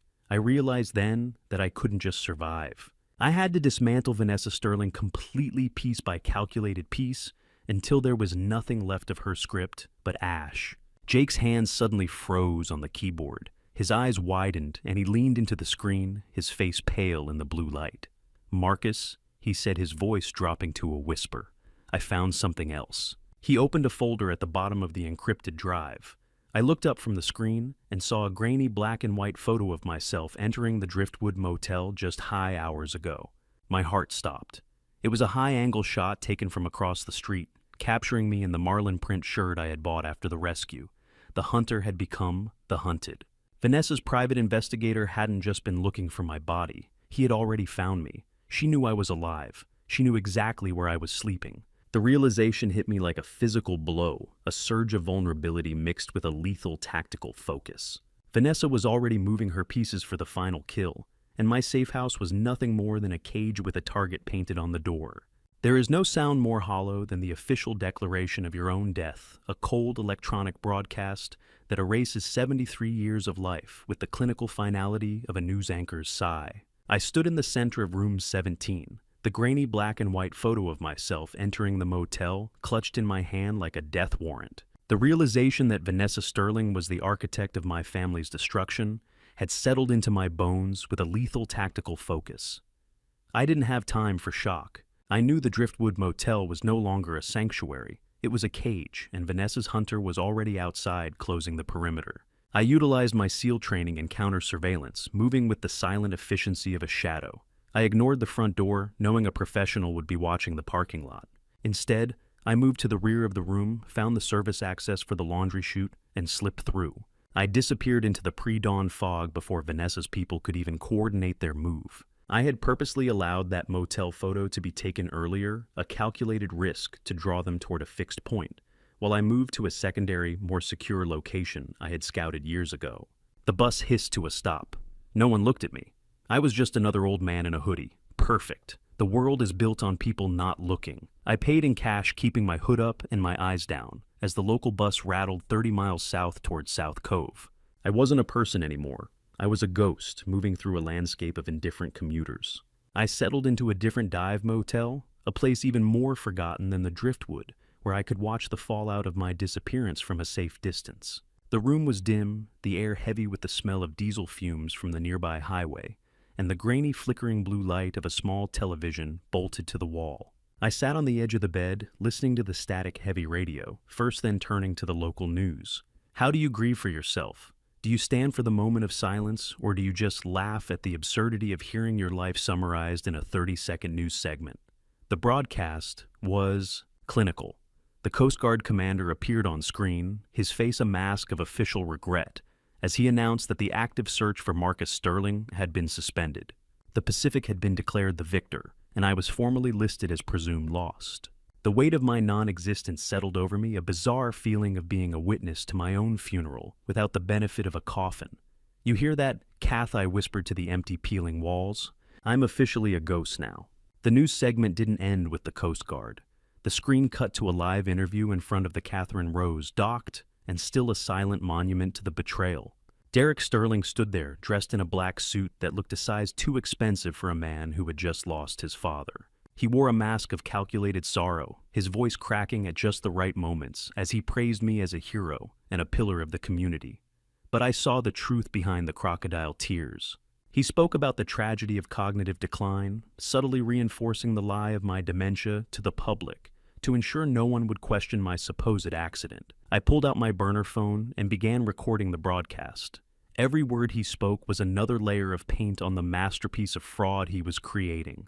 Derek's voice on the TV was like oil on water, shimmering and pretty on the surface, but toxic to anything trying to breathe beneath it. He was already measuring the drapes in my house while he was still crying on camera, his mind likely tallying the market value of the pine grove Catherine and I had loved. As the reporter asked a final question about the estate, Derek reached up to wipe a stray tear. That was when I saw it. The camera zoomed in for a close-up of his grieving face, and my heart skipped a beat before hardening into a cold, vibrating rage. Derek was wearing my own vintage Navy SEAL ring, the gold and onyx trophy I had kept on my dresser for decades. He hadn't even waited for the search to end. He had looted my bedroom the moment he thought I was gone, claiming the physical symbols of my honor for himself. He stood there pretending to be the devastated son while wearing a dead man's ring on his hand. It was the ultimate desecration. I felt a surge of disgust so powerful it made my hands shake, but I forced the emotion down, channeling it back into the mission. Derek thought he had just closed the book on my life, but he didn't realize he had just handed me the pen to write his ending. He was so confident in his performance that he didn't notice the tiny flaws, the small arrogant slips, that a seasoned operator would never miss. I turned off the television, the silence of the room ringing in my salt-damaged ears. The grainy blue light vanished, leaving me in the dark with nothing but the low-frequency hum of the highway. Derek and Vanessa were moving fast, now convinced the path was clear. They had the public sympathy, the official declaration of death, and a fabricated medical history. They were preparing to walk into the county clerk's office and claim the life I had built. I sat in the shadows, my mind mapping out the counter-strike. I wasn't just a survivor anymore. I was the variable they hadn't accounted for in their spreadsheets. The seal ring on Derek's finger was a countdown, a reminder that every second he spent pretending to be me was a second closer to his own destruction. Tomorrow, they would make their move to file the fraudulent petition, believing they were walking toward a fortune. They didn't know they were walking straight into the trap Rebecca and I had been setting in the dark. Greed is a clumsy assassin. It doesn't just leave a body behind. It leaves a paper trail of ink and lies that acts as a beacon for anyone patient enough to watch the wheels of bureaucracy turn. I woke up on the morning of day 16 in the South Cove Motel, the early light filtering through a thin layer of highway grime on the window. I didn't need an alarm. My body was still tuned to the rhythm of a mission, and today was the day my son would attempt to legally bury me. I sat in the dark, the burner phone humming on the nightstand, waiting for the signal from Rebecca. The air in the room was stale, but my mind was sharp, fueled by a cold anticipation and moral disgust. I had spent 73 years building a name, and I was about to watch Derek use a ballpoint pen to try and erase it all for a few $1 million and a developer's handshake. At 9:10 a.m., the phone vibrated. Rebecca's voice was crisp, cutting through the silence. "They're here, Marcus, dressed in black and looking like professional mourners." Her insider at the county clerk's office, a woman named Jennifer, was providing real-time updates. I listened. My jaw clenched as Rebecca described the scene. Derek and Vanessa had walked through those glass doors carrying a folder that I knew contained a masterpiece of fiction. They had the official Coast Guard report, the one that said I was presumed lost, and a stack of fabricated medical evidence they'd been preparing for months. I sat in that dim motel room, listening to the play-by-play of my own son, effectively digging my grave while I was still breathing. Ink, paper, perjury. It's amazing how easy it is to kill a man with a ballpoint pen if you have enough ice in your veins. "Let them sign Rebecca," I whispered. "Every stroke of the pen is another year in a cell."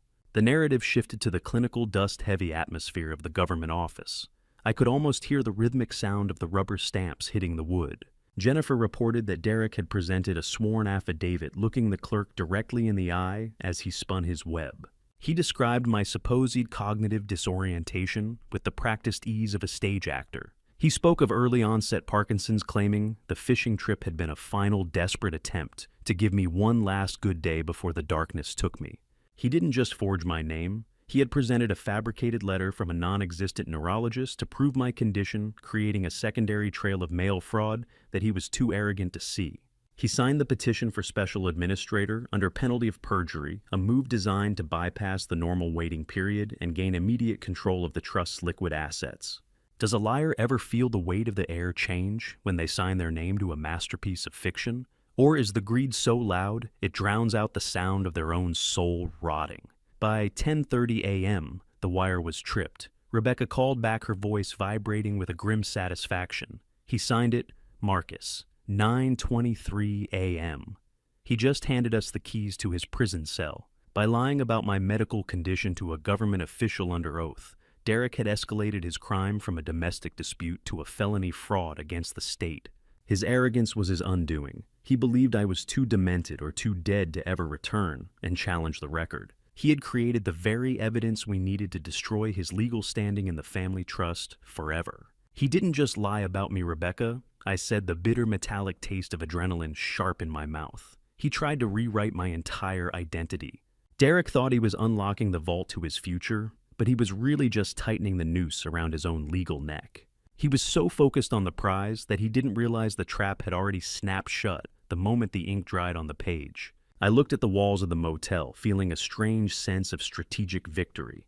We had him. The paper trail was complete, and the crime was documented in the public record. But as I prepared to move to the next phase, Rebecca's voice changed. It turned ice cold through the speaker, the professional edge giving way to something more personal. "There's more, Marcus." He didn't come to the office alone. My heart skipped a beat, a cold dread seeping into my chest. "Who was with him?" I asked. "He brought Thomas," Rebecca said, her voice heavy with pity. "And he made your grandson sign as a witness to your deterioration." The room seemed to grow darker. Derek hadn't just committed a crime. He had forced my grandson to participate in it. He had used Thomas's love and grief to make him a witness to a lie, effectively branding the boy as an accomplice in his own grandfather's murder. The betrayal was no longer just about me. It was about the corruption of the next generation. I gripped the burner phone so hard the plastic groaned. The visual of Thomas's hesitant, shaking hand, holding that pen, burned into my mind. My son was a virus, and he was using my grandson's innocence as a host. I felt a surge of righteous fury that surpassed anything I had felt in the Pacific. Derek had signed his own warrant, but he had also put a target on Thomas's back. The petition revealed that Derek had requested an emergency liquidation of the Sterling estate, proving he intended to sell the property and flee the country within the month. He was moving fast, but I was moving faster. I wasn't just a ghost anymore. I was a protector. I needed to reach Thomas before Vanessa decided the boy was a loose end that needed to be disposed of. The morning of day 16 had started with a paper trail, but it was ending with a declaration of war. A man can train to survive the deepest oceans and the coldest winters. But there is no training manual for the moment you realize your own son has turned your grandson into a weapon for your destruction. I sat in the dim light of Rebecca's office, my hands gripping the edge of the mahogany desk until the wood bit into my palms. Rebecca was detailing the scene at the county clerk's office as reported by her contact, Jennifer. It wasn't just a clinical filing of paperwork. It had been a masterclass in psychological warfare. Derek didn't just ask Thomas to sign those documents. He had performed for the boy.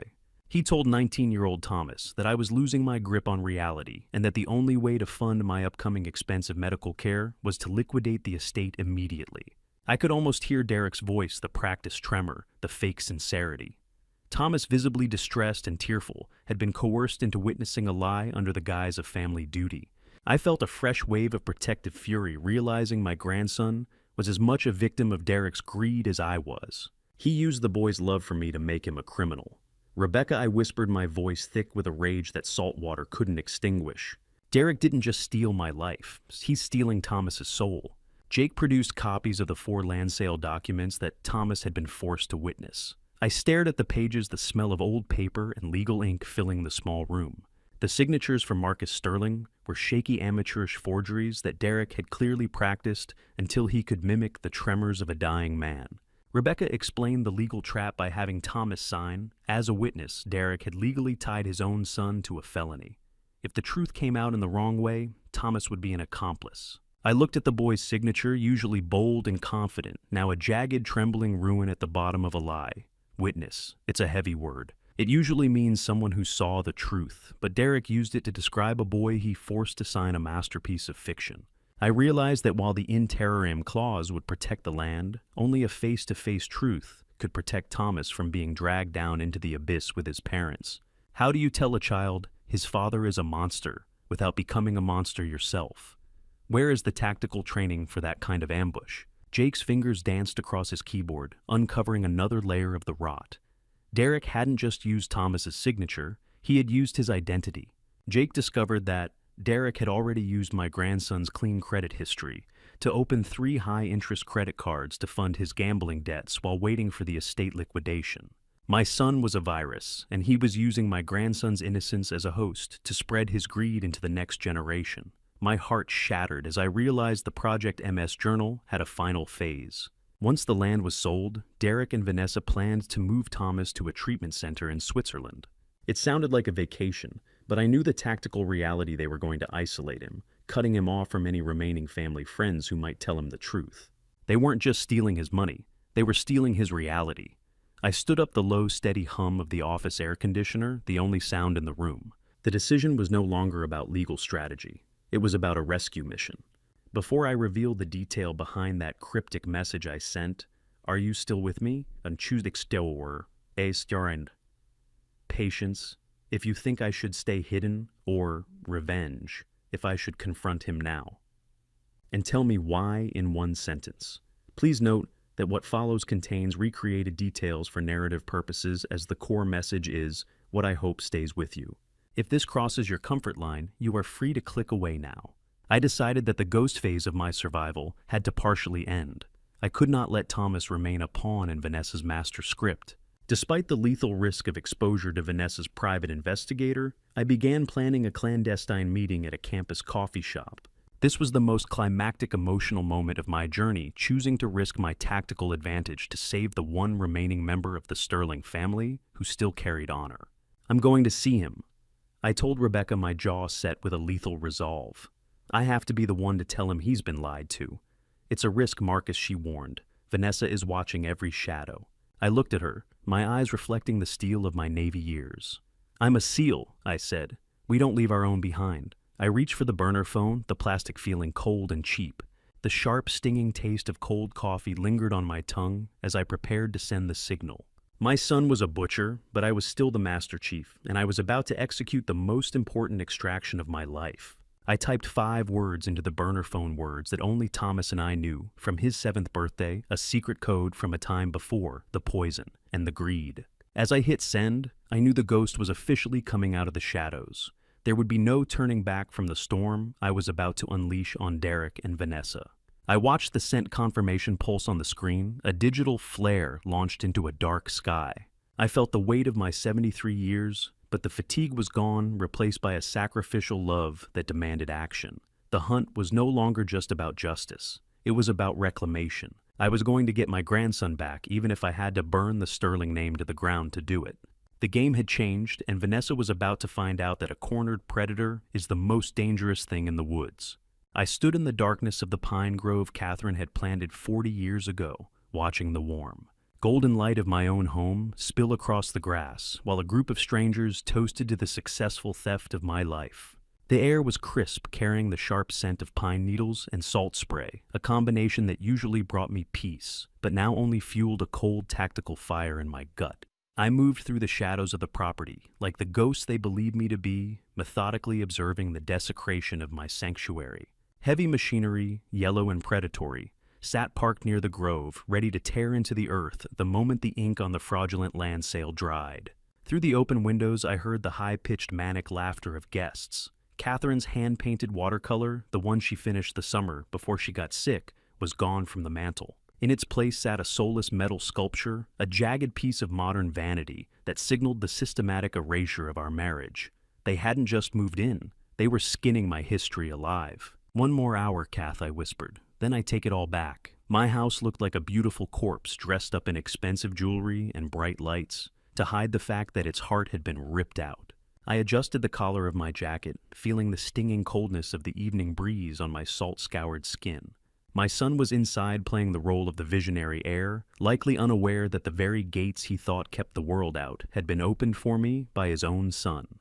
The cryptic message I'd sent to Thomas hadn't just been a lifeline for the boy. It was a tactical necessity. Thomas, recognizing the code from his 7th birthday, had unlocked the security gate to let his grandfather come home. Derek was busy hosting Philip the architect and a woman named Linda from Meridian Development. I watched them from the terrace. They had spread blueprints across the antique coffee table, an heirloom from Catherine's grandmother, now being treated like a common workbench. They drank expensive champagne as they discussed the infinity pool that would replace the sea grape trees I had tended for decades. How do you toast to a man's death in the very room where he used to hold you? Does the champagne stay sweet? Or does it start to taste like the salt water he choked on? The callousness of their conversation was a physical weight. "Sentiment doesn't pay for a resort, Derek," I heard the architect say. "Once these trees are cleared, the view is a $5 million asset." Derek smirked a look of pure arrogance that made me realize I had never truly known the man I raised. To the future Derek toasted and leaving the past where it belongs 10 miles out at sea. I felt my jaw set, my training overriding the urge to simply smash through the glass. This required precision. I moved away from the terrace toward the front porch, the rhythmic sound of crickets providing a cadence for my final approach. I was no longer the drowning man. I was the hunter closing the distance on a target that thought the war was already won. Vanessa Sterling reached the door first. She had been boasting about the demolition schedule, her voice carrying that sharp edge of a woman who calculates every breath for profit. The doorbell rang, a piercing intrusion into their celebratory bubble. I saw her through the glass as she placed her champagne tumbler on the mahogany side table with a sharp clink. She smoothed her black designer dress and walked toward the door. She was expecting a late delivery, or perhaps a neighbor. She certainly wasn't expecting the sea to give up its dead. I stepped out of the shadows and onto the porch positioned directly under the light so there would be no mistake. The latch clicked open. The heavy oak door swung inward, revealing the foyer and the woman standing within it. Clink. Clack. The tumbler hit the wood. The lock turned. The world as they knew it ended with a simple piece of brass moving in a cylinder. Vanessa stood there, her greeting dying in her throat as she stared into my gaunt, sunburned face. I saw the precise second the reality shattered. The color drained from her face so fast, it looked like a mask of white ash, her jaw dropping as she stared into the eyes of a man she had spent years trying to bury. "Hello, Vanessa," I said, my voice steady. "I believe you're in my house." I didn't reach for a weapon. I didn't need to. In my hand, I held the original photo of Catherine and Thomas, the one Derek thought was lost to the Pacific. It was the ultimate physical proof. I watched the light of the entryway hit her eyes, seeing the terror take root, as she realized the ghost wasn't just haunting her dreams, he was standing on her doorstep. I stepped across the threshold without waiting for an invitation, the weight of my boots on the hardwood, sounding like a drumbeat of reclamation. The party in the living room continued for a few more seconds, the sound of Derek's laughter drifting into the foyer, but the silence radiating from Vanessa was contagious. She was frozen, a statue of terrified guilt, her manicured nails digging into the doorframe as if she could hold the lie together by force. The guests began to turn their faces, shifting from curiosity to confusion as they saw the weathered man standing in the hall. The air in the house seemed to grow thin.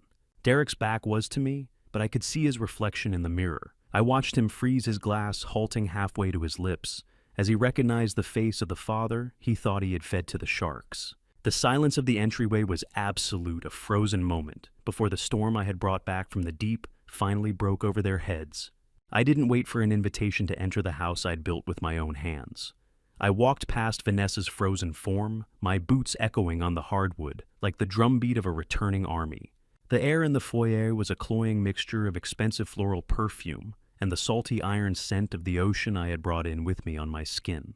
I didn't look back at the woman who had spent 3 years treating me like a ledger item to be balanced and then deleted. My focus was on the living room, where the golden light of the chandelier illuminated a scene of high society greed that was about to be dismantled. I moved with a lethal silent authority that the guests clearly mistook for a ghost glide until the weight of my footfalls registered. I hadn't just walked in through the front door. I had been standing on the terrace for the last 20 minutes, my hidden wire capturing every syllable of the developer's conversation regarding the accidental nature of my passing and the convenient timing for their resort project. I had the blueprints of my own home's destruction in my sights, and I was the variable they hadn't accounted for in their spreadsheets. I stepped into the living room, coming face to face with Derek. He was mid-laugh, leaning over a Meridian executive named Linda, probably sharing some clever anecdote about his sudden inheritance. The moment his eyes met mine, the laughter didn't just stop. It died a violent death. Derek dropped his champagne glass. It shattered against the floor, the sharp crack echoing through the sudden vacuum of the room. The smell of spilled champagne rose as his face drained of color, turning a sickly white, the look of a man watching his own execution. "Dad, no, it's a miracle you're alive." He stammered, his voice thin and trembling with terror he couldn't hide. I stood there unmoving, the weight of the ocean still clinging to me like a shadow. I looked at him, my voice steady and cold. "I was waiting for you, Derek, and I have something for you too." I gestured to the door as Rebecca Sterling entered with the detectives. "There are no miracles here today, Derek," I said, my voice steady and low, only the truth coming home to roost. Glass shattered, blueprints tore. In 60 seconds, Derek went from a multimillionaire to a man who couldn't afford the air he was breathing. The doorbell rang again, a sharp, repetitive chime that broke the paralysis of the room. Rebecca Sterling entered, flanked by 2 detectives from the sheriff's department. Their heavy footfalls on the wood were a deliberate rhythmic contrast to the light, airy music that had been playing moments ago. Rebecca didn't offer greetings. She walked directly to the antique coffee table, the one Catherine's grandmother had passed down, and slammed her leather briefcase on top of the Meridian blueprints. The sound was like a gavel. She began a clinical rapid-fire recitation of the crimes committed in this very room and at the county clerk's office. "Derek Sterling, you signed an affidavit under penalty of perjury, stating your father was disoriented and suffering from early-onset Parkinson's," she said, her eyes cutting through him like a serrated blade. "He looks quite focused to me." Linda and the other executives began to back away toward the terrace, their faces masks of corporate self-preservation, as they realized they were standing in a crime scene. "This is a private matter," Vanessa shrieked from the doorway, trying to regain her footing. "Get out of my house!" Rebecca didn't even turn around. She just began pulling the cold, dry legal documents from her bag. "Have you ever heard your own betrayal played back to you in high definition?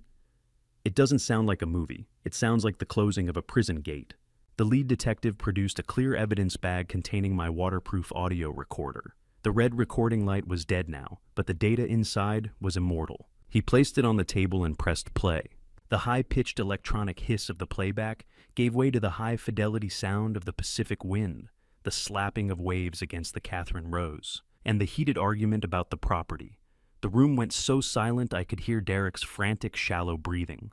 Then the voice came through Derek's voice, clear and sharp, telling me to say hello to the sharks. The roar of the boat engine followed a mechanical scream that filled the living room and stripped away every lie he had ever told. Derek collapsed into my old armchair, the only piece of furniture he hadn't managed to replace yet. He looked small, a broken child caught in the wreckage of his own greed. I didn't mean... It was a joke. I was going to turn around. He sobbed, but the recording didn't lie. It didn't have a son's bias or a father's hope. The audio recording wasn't just evidence. It was a digital ghost screaming the truth into the faces of people who had built a temple out of lies. I watched Derek, feeling a hollow sense of justice. "Listen to yourself, Derek," I said, the words as cold as the deep shelf water. "That's the sound of a son's love, isn't it?" Rebecca adjusted her glasses and looked at the detectives. She then turned her gaze back to the ruined man in the chair. "According to the in terrorem clause, your mother insisted upon your attempt on Marcus's life has triggered an immediate and total forfeiture of your status in the trust," she announced. "But it goes further. You are now legally required to pay back every cent of the funds you have liquidated over the last 30 days.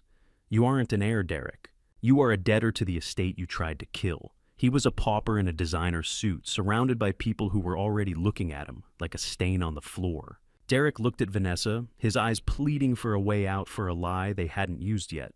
but his wife didn't look back. She was standing by the window, already reaching for her own phone with trembling manicured fingers. Her face was a cold mask of pure self-preservation. The eyes that once looked at me with faux pity now darting around the room, calculating her own exit strategy.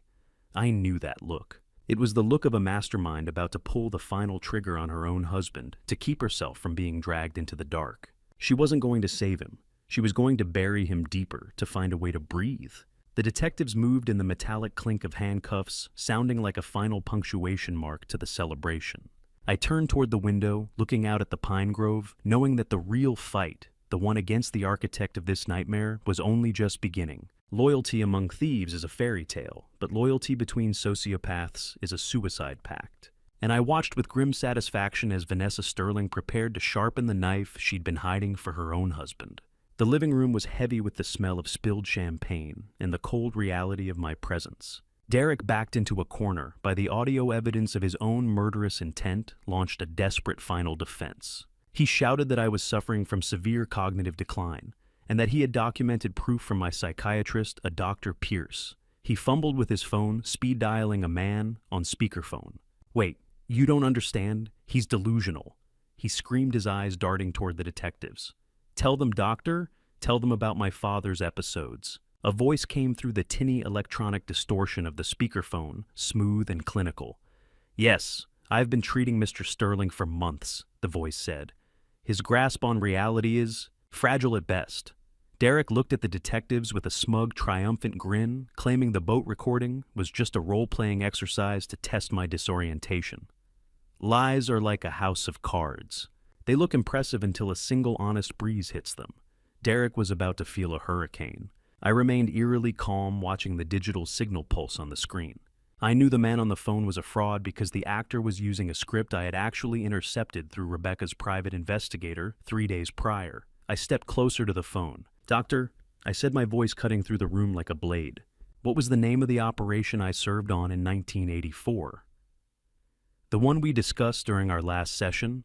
There was a long, static-filled pause. The voice on the phone faltered eventually, giving a generic medical answer about confidentiality and memory loss. That was when Rebecca signaled the door. "Doctor," Pierce, a man with silver hair and an air of clinical authority that couldn't be bought, stepped into the room with his medical bag in hand. "I have never met this man in my life, the real doctor," Pierce said, gesturing toward Derek, "and I certainly never authorized these phone consultations."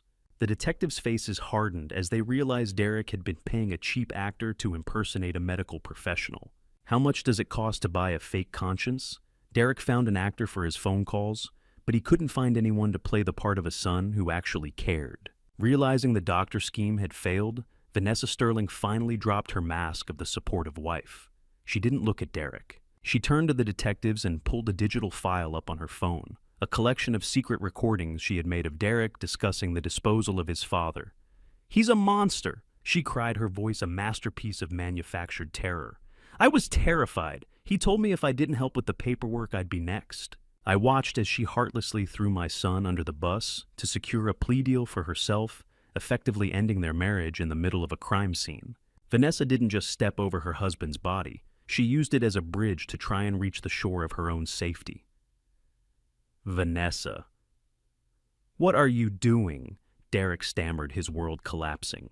"We had a deal, but there are no deals with a predator like Vanessa. She saw a sinking ship, and she was the first one into the lifeboat, even if she had to kick her own husband into the water to make room." The lead detective stepped forward, his heavy footfalls on the hardwood, the only sound in the sudden silence. He informed Vanessa that her cooperation would be noted, but the coded journal Jake found in her drive proved she was the architect of Project MS, not a victim.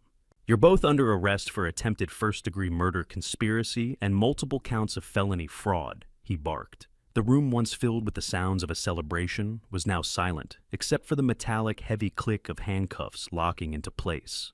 The Meridian executives and the architect fled the house like rats, leaving the antagonists to be marched toward the door. "I didn't do anything," Derek wailed, his voice high and pathetic. "It was her. She wrote the project. You might think this is the end of the story. The bad guys go to jail, the hero stays home. But justice is a slow-cooked meal, and we were only just getting to the main course. I followed them out onto the porch, the bitter freezing Oregon fog rolling in from the bay. Derek stopped at the top of the stairs, looking at me with genuine pathetic tears. "Dad, please. I'm your only son. You can't let them do this." I looked at him, the man who had stood on the railing of the Catherine Rose and told me to say hello to the sharks, and I saw nothing but a stranger. "You were my son, Derek." I said the words as cold as the Pacific. "But that boy ended a long time ago. The man I see now, I don't know him at all." As the detective shoved him toward the cruiser, I noticed the gold and onyx shimmer on his hand. I reached out my fingers firm and twisted my vintage Navy SEAL ring off Derek's finger. I reclaimed my identity physically as the cruiser door slammed shut. The metal of my ring was cold against my skin, a heavy reminder that honor is something you carry, and greed is something that eventually carries you away. I stood on the porch as the red and blue lights faded into the darkness, the sirens becoming a distant, lonely wail. The fog swallowed the taillights, leaving me alone with the silence of the pine grove. My home was mine again, but the victory felt heavy, a hollow triumph won at the cost of my bloodline. I looked down at the ring on my finger, the anchor and eagle catching the porch light. I was 73 years old, a survivor of the deep and the dark, but the hardest part of the mission was still inside the house. The cruisers vanished into the darkness, but as I turned back to the house, I saw a single light still burning in the upstairs window, the room where Thomas was supposed to be. I took a breath, the salt air finally tasting clean, and stepped back across the threshold to find what was left of my family. The house was finally mine again, but as I stood in the heavy silence of the foyer, I realized that reclaiming a legacy is a hollow victory if you have to break a boy's heart to secure the foundation. The sirens had long since faded into the Oregon fog, leaving only the ghost of Derek's frantic pleading echoing against the walls. I climbed the stairs, my boots heavy on the hardwood. I found Thomas Sterling, a 19-year-old with my own quiet intensity, and eyes that had seen far too much for his age hunched in his childhood bedroom. He was surrounded by the cardboard boxes Derek had already packed for him, the smell of dust and cardboard filling the small space. Thomas didn't look up when I entered. He was staring at his hands, the same hands Derek had forced to sign away my life. I sat on the edge of the bed and began the gut-wrenching process of deconstructing his reality. I showed him the photocopies of the forged documents and explained the Parkinson's lie his father had weaponized against him. Thomas revealed a detail that twisted the knife in my gut.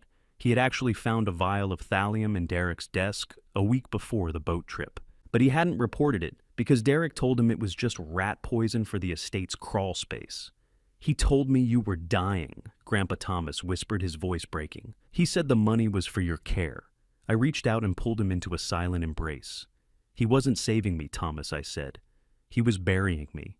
And he was using your hand to dig the hole. How do you mend a bond that was forged in a lie? Can a grandfather ever look at his grandson without seeing the ghost of the son who betrayed them both?" I made a solemn promise to the boy that night. The truth would set us both free, but only if he found the courage to speak it in a place where lies were prosecuted. The following 4 months were a siege of a different kind. While Rebecca and Jake worked tirelessly to solidify the chain of evidence, I began the grueling medical process of purging the remaining thallium from my system. The metallic taste of the treatment medicine was a constant bitter reminder of the snake that had been in my veins. The Crescent Bay community was in an uproar as the hero-son narrative dissolved into a sordid tale of attempted parricide, but I remained a recluse within my own walls. I focused entirely on Thomas's recovery and our legal preparation, watching from the shadows as Derek and Vanessa's high-priced defense team tried and failed to dismantle the digital precision of my GPS and audio recorder. Thallium fades. Poison leaves the blood. But the stain of a son's betrayal, that's permanent ink on a father's soul. By the time November 2024 arrived, the internal poison was gone, replaced by a cold clinical resolve. I stood before the county courthouse on the opening day of the trial, dressed in my finest navy dress blues. The fabric was crisp, the medals on my chest a silent declaration of my status and my sanity. The air outside was bitingly cold, but I didn't feel it. I was a Master Chief again, preparing for the final engagement of a long, dirty war. The media presence was a swarm of cameras and flashing lights, but I walked through them without a word, my eyes fixed on the courthouse doors. Walking into that courthouse was like performing a halo jump into enemy territory. The only difference was the weapons were words, and the target was my own blood. Inside, the clinical air of the courtroom felt like a tomb. Rebecca stood before the jury, her opening statement a blistering assault on Derek and Vanessa's character. "This is not a case of a tragic accident, members of the jury," she announced, her voice echoing off the high ceilings. "This is a case of a son who measured his father's life in acreage and a wife who scripted his demise in a spreadsheet." I sat in the front row, my back straight, my eyes locked on the back of Derek's head. He looked smaller in his suit, his shoulders slumped as the prosecution began to unveil the Project MS timeline. Every document Jake had recovered was displayed on the large screens, a digital autopsy of a family's murder. "I'm here, Derek," I thought, projecting the words with a silent, lethal intensity. "Look at me." But he wouldn't turn around. He couldn't. He was a coward who had relied on the darkness of the ocean to do his work, and now the bright, unforgiving light of the law was stripping him bare. Then his lead attorney stood up and attempted a shock tactic that reeked of desperation. He argued that my military record was classified, and that I could not be properly cross-examined without violating national security, a pathetic move to keep me off the stand. Rebecca didn't even flinch. She simply produced a waiver from the Department of the Navy, clearing the path for my testimony. The lawyer's face fell, the last of their defenses crumbling in the face of our preparation. The judge pounded the gavel, the rhythmic echoing sound calling for the first witness. The room went silent as the clerk called Thomas Sterling to the stand. I felt my heart hammer against my ribs as my grandson stood up. He looked pale, his hands trembling slightly, but he kept his head high. As he began the long walk toward the witness box, Derek finally turned around. The mask of the grieving son was gone, replaced by a look of pure, unadulterated venom. The hatred he directed at his own son was so visceral, it made my blood run colder than the Pacific. It was a predator's snarl, a final attempt to intimidate the boy into silence. Thomas paused for a heartbeat, his eyes meeting his father's, and for a second, I feared he would break. But then he looked at me, seeing the dress blues and the Navy SEAL ring on my finger, and he found his footing. He stepped up to the stand and placed his hand on the Bible, ready to burn his father's world to the ground, to save what was left of our name. The wood of the witness stand is supposed to be a place of truth, but for a 19-year-old boy looking into the eyes of the man who gave him life and then tried to steal his soul, it felt more like an altar for a human sacrifice. Thomas Sterling sat there, his shoulders hunched, the dry copper taste of tension clearly heavy on his tongue as he avoided looking toward the defense table. He began to recount the systematic manipulation he'd endured at the county clerk's office. His voice was a thin, fragile thread as he described how Derek used the fake Parkinson's diagnosis to coerce him into signing the land sale documents. Derek told me that Grandpa's Parkinson's tremors made him too embarrassed to sign documents in public. Thomas whispered, a single tear tracking through the dust of the courtroom. So, I signed for him. I thought I was protecting his dignity. He said we were saving the family. The jury watched with rapt attention as Rebecca played a hidden recording from Thomas's own phone, the boy pleading with his father, saying he didn't want to lie, only for Derek's voice to snap back, demanding he do his duty. Tears in a courtroom aren't just water, they're acid. And Thomas's tears were eating right through Derek's expensive silk tie. I watched my son's stoic facade begin to crumble, the first cracks appearing in the foundation of his arrogance. The trial shifted from emotional wreckage to clinical horror as a forensic toxicologist took the stand. Rebecca dimmed the lights, and the green chemical charts on the projector illuminated the room with a sickly artificial glow. They presented the thallium chain, a direct line of evidence linking the monthly purchase records to Vanessa's former corporate account. I sat in the front row, the smell of floor wax and old wood suddenly cloying. Jake provided the digital breadcrumbs recovered from Derek's laptop search queries for undetectable toxins and elderly drowning scenarios. The forensic data showed that the dosage was calculated to mimic the natural progression of a neurodegenerative disorder. It wasn't bad luck, it was chemistry. Vanessa's defense lawyer attempted a desperate pivot, trying to introduce fabricated evidence that I had been abusive to Catherine. But I was ready. I produced a series of letters Catherine had written to Rebecca before her death, praising my devotion and expressing her growing fear of Vanessa's influence.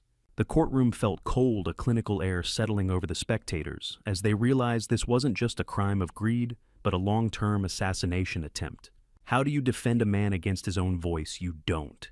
You just watch as the words he thought would buy him a life of luxury become the bars of his cage. When it was my turn, I walked to the stand with the measured, rhythmic gait of a man who had spent his life in service. My navy dress blues weren't just a uniform that day.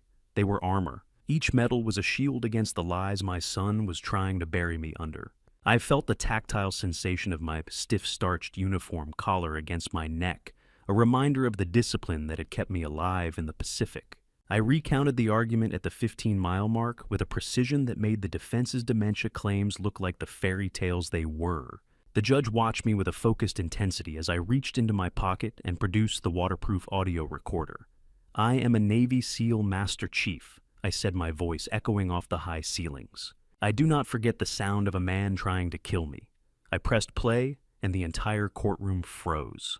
The tinny, haunting sound of the wind and waves filled the room, followed by the jagged edges of our final argument. Then the line that had played in my nightmares for months rang out with high-fidelity clarity: "Say hello to the sharks, Dad." Vanessa covered her face with her hands, but the recording wasn't finished with her. As the volume peaked just before the sound of the splash, a secondary sound emerged, a chilling low-register whisper from the background. "Do it now!" Vanessa's voice hissed seconds before the shove. The revelation that she hadn't just scripted the murder, but was an active whispering participant on that boat, sent a physical shockwave through the room. Derek finally put his head in his hands, his body shaking with a silent, pathetic rhythm of defeat. He was no longer the visionary developer. He was a caught animal, convicted by the very air he had breathed on that deck. The playback reached the sound of the Catherine Rose's engines roaring to life, a mechanical scream that seemed to mock the silence of the courtroom. I looked at the jury and saw the rising outrage in their eyes, a collective judgment that required no deliberation. I had survived the deep blue desert, the silver snake in my veins, and the betrayal of my own blood. As I sat there, I felt a profound sense of vindication, a weight lifting from my chest that had nothing to do with the Oregon fog. The truth was no longer a secret kept by a ghost. It was a public record, a testament to the fact that honor is a substance that cannot be drowned or poisoned. The audio playback clicked off, leaving a silence so profound you could hear Vanessa's heavy, panicked breathing. She looked like she wanted to bolt for the door, her eyes darting toward the exit, while her lawyer sat in stunned silence. The lead detective stood up, then holding a second evidence bag I hadn't seen before. He walked toward the center of the floor and looked directly at my daughter-in-law. "We found the phone you used to record the practice run, Mrs. Sterling," he said, his voice carrying the finality of a prison door slamming shut. Vanessa's mask didn't just slip, it shattered, leaving a hollow, terrified stranger in its place. I looked at the judge, then at my grandson, knowing that while the trial was almost over, the rebuilding of our broken name was a mission that would take the rest of my life. Justice isn't a lightning bolt that strikes from the heavens. It's a slow-moving tide that grinds the sharpest lies into harmless sand, and as the jury foreman stood up, I finally felt the weight of the Pacific leave my bones. The courtroom was a vacuum of held breath, the only sound the rhythmic ticking of the wall clock. I stood tall in my navy dress, blues my back a straight line of starched wool, and 40 years of discipline. Behind the defense table, Derek looked like a man who had already started to rot from the inside out, while Vanessa remained a statue of ice, her gaze fixed on a spot on the far wall. The jury had returned in less than 2 hours of speed that usually meant one thing in the legal world: the total consensus. The foreman, a man with the tired eyes of a long-haul trucker, cleared his throat and began to read. Guilty on all counts: attempted first-degree murder, felony fraud, conspiracy, poisoning. The words fell like heavy stones into a deep pool. Derek collapsed into his seat, burying his face in his hands, weeping not for the father he tried to kill, but for the 30-year future he had just set on fire.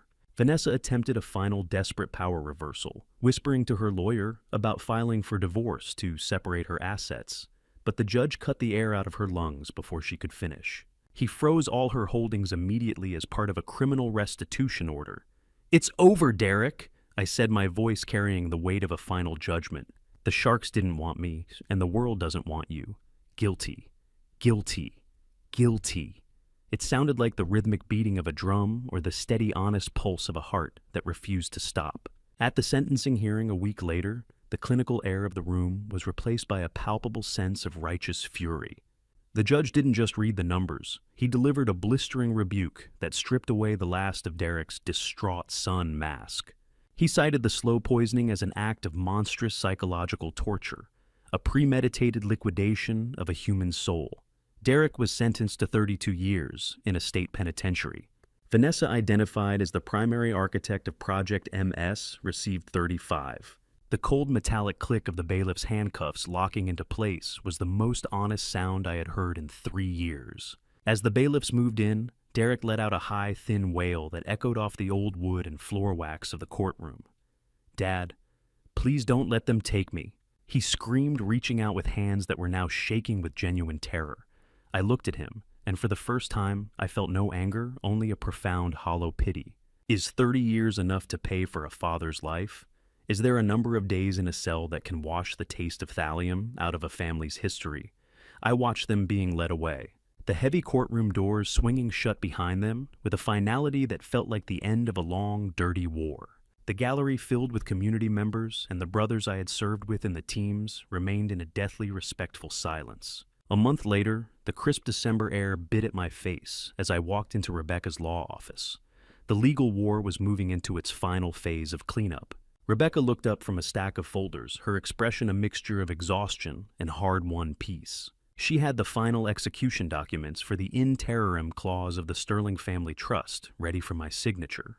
As I took the pen, I felt a strange vibration in my hand, not the tremor of poison, but the hum of a legacy being fortified. With a few strokes of ink, Derek and Vanessa were legally treated as if they had predeceased me. They were erased from the family history, their claims to the $5 million inheritance cut away with surgical precision. The trust wasn't just a document, it was a ghost sword that finally cut the ties between my legacy and my son's greed. I looked at Catherine's faded signature from 2002 on the original trust papers, realizing her protective love had been the true weapon that won this war. Rebecca revealed one last secret: my wife had kept a secondary trust account Derek had never discovered.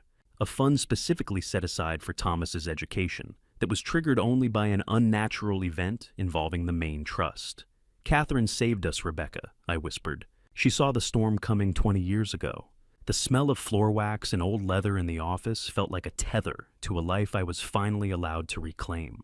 My grandson was safe, my home was secure, and the traitors were behind bars where their math no longer mattered. I stood up, the navy jacket heavy on my shoulders, and felt the first true breath of relief since the moment I hit the Pacific water. The legal war was over, but as I walked out of the office into the crisp December air, I realized the house in Crescent Bay was still haunted by the things they had taken, and it was time to bring Catherine back home. The stinging chill of the wind was a reminder that I was still alive, still standing, and still the master of my own fate. I looked toward the horizon, the winter sun, a pale, distant promise over the water. It was time to clear the grove, replant the pines, and remind the world that a Sterling's honor is a substance that cannot be drowned, poisoned, or sold. The cruisers and the lawyers were gone, leaving only the quiet work of a man coming home to his own life. A house is just wood and stone until you fill it with the memories of the people you loved. And as I stepped back across my threshold in the winter light, I knew my final mission wasn't to punish the living, but to properly honor the dead. The Sterling estate was cold and silent in January 2025, the air inside smelling of stale perfume and the clinical vacancy of a place that had lost its soul. I spent the first month of the new year methodically undoing the modernization Derek and Vanessa had forced upon these walls. I hauled the soulless metal sculptures, the jagged glass coffee tables, and the depressing gray cushions to the curb. I went down into the basement and retrieved the crates they had hidden away. As I unwrapped Catherine's original hand-painted watercolors and hung them back on the walls, I felt the house begin to breathe again. I restored the antique furniture, each piece a touchstone, to a 40-year history that no amount of greed could ever truly erase. During those quiet weeks, I felt my own physical strength returning. The last traces of the thallium were finally leaving my system, my hands steady as I polished the mahogany. "There you are, Kath," I whispered as I placed her favorite photo back on the mantel. "Welcome back. The house is clean now." I recently received a letter from the state penitentiary. It was from Derek, 4 pages of frantic script, begging for money to hire a new appeals lawyer, claiming he was the real victim of Vanessa's ambition. I didn't write back. I didn't need to use words to tell him where he stood. Instead, I folded a copy of the new foundation's mission statement into an envelope and sent it to his cell. I wanted him to see exactly where his inheritance had gone, to the very veterans and families he had mocked. Furniture can be replaced, paint can be covered, but the peace of a quiet room that has to be earned in the trenches. I earned mine 15 miles out at sea, and Derek was currently earning his in a 6x9 cage. The transition from survival to restoration was complete. I was no longer a ghost. I was a man standing on solid ground, tending to a legacy that had been forged in honor and tempered by a saltwater baptism. In April, as the first buds of spring began to color the pine grove, Rebecca and I hosted a small, solemn gathering to launch the Catherine Sterling Memorial Foundation. I stood in the center of the grove, the smell of fresh pine needles and salt air acting as a tonic for my spirit. I announced to the assembled guests, many of them fellow veterans like Captain Ray, that the entire $5 million value of the estate had been placed into an irrevocable endowment. The land would never be a resort. It was now a protected sanctuary, a place to support the families of Marine veterans and marine conservation in the Humboldt Bay. What is a legacy? Is it a pile of money in a bank, or is it the way the wind sounds through trees that you refuse to let them cut down? I watched with a lump in my throat as Thomas received the first scholarship from the foundation. "I'm proud of you, Thomas," I said, gripping his shoulder. "You're the man your father forgot to be." He looked at me with clear eyes, and I knew the Sterling name finally had a future worth carrying. The story of my survival reached its true conclusion in May 2025. I sat in my old wooden rocking chair on the porch, the rhythmic creaking sound, a comforting percussion against the evening silence. The Catherine Rose was docked safely at the pier below her white hull gleaming in the fading light. The sun painted the sky in strokes of orange and gold, reflecting off the water where I had once fought for every breath. The ocean wasn't my enemy that day in August. It was a mirror reflecting back the man I had forgotten. I was the man who doesn't know how to quit. I took a sip of honest, clean black coffee, the heat of the mug warming my palms. The tactile warmth of the sun on my healed skin was a blessing I no longer took for granted. I reflected on the betrayal, the slow poison, and the long walk back from the dead, realizing that while justice isn't always swift, it is absolute. Rebecca had revealed one final victory before she left for the city. The in terrorem clause hadn't just stripped Derek of his future, it had automatically triggered a clause that transferred his personal savings money he had already siphoned from the trust during his a month of grief directly into the Veterans Scholarship Fund. He had unwittingly funded the very education of the son he tried to corrupt. It was a perfect poetic symmetry. I felt a phantom hand on my shoulder, the familiar gentle presence of Catherine, and I knew that my mission was truly complete. I am 73 years old, I am a survivor, and I am finally truly home. The property was fortified, the family honor was restored, and the boy I loved was on a path of his own making. I watched the last sliver of the sun disappear, leaving the world in a peaceful indigo twilight.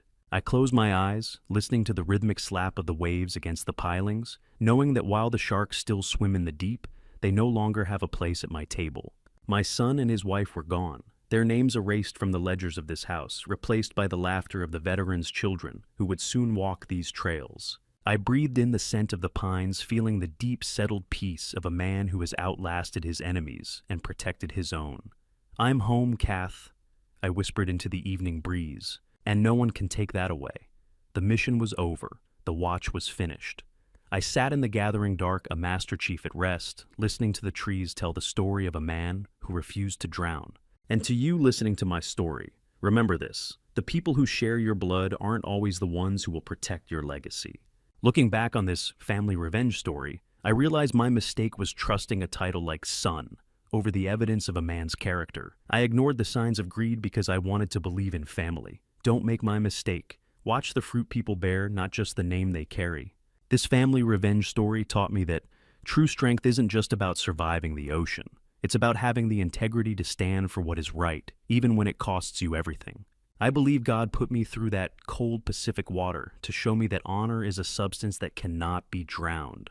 When greed tries to swallow your life, let your faith be the anchor that holds you steady against the tide. Grandpa's stories like mine aren't just about justice, they're about the legacy you leave behind. As one of those grandpa stories you might pass down, I hope this reminds you, protect what matters. Trust actions over words, and never let betrayal steal your peace. These grandpa stories carry weight because they come from survival. Thank you for walking with me to the end of this journey. Drop a comment and tell me, what would you have done if you were pushed 15 miles into the Pacific by someone you raised? I genuinely want to hear your perspective. If this family revenge story moved you, consider subscribing so you don't miss our next chapter. A gentle reminder, while inspired by themes of family and justice, certain elements have been dramatized for storytelling impact. If this isn't your style, feel free to explore other content that speaks to you.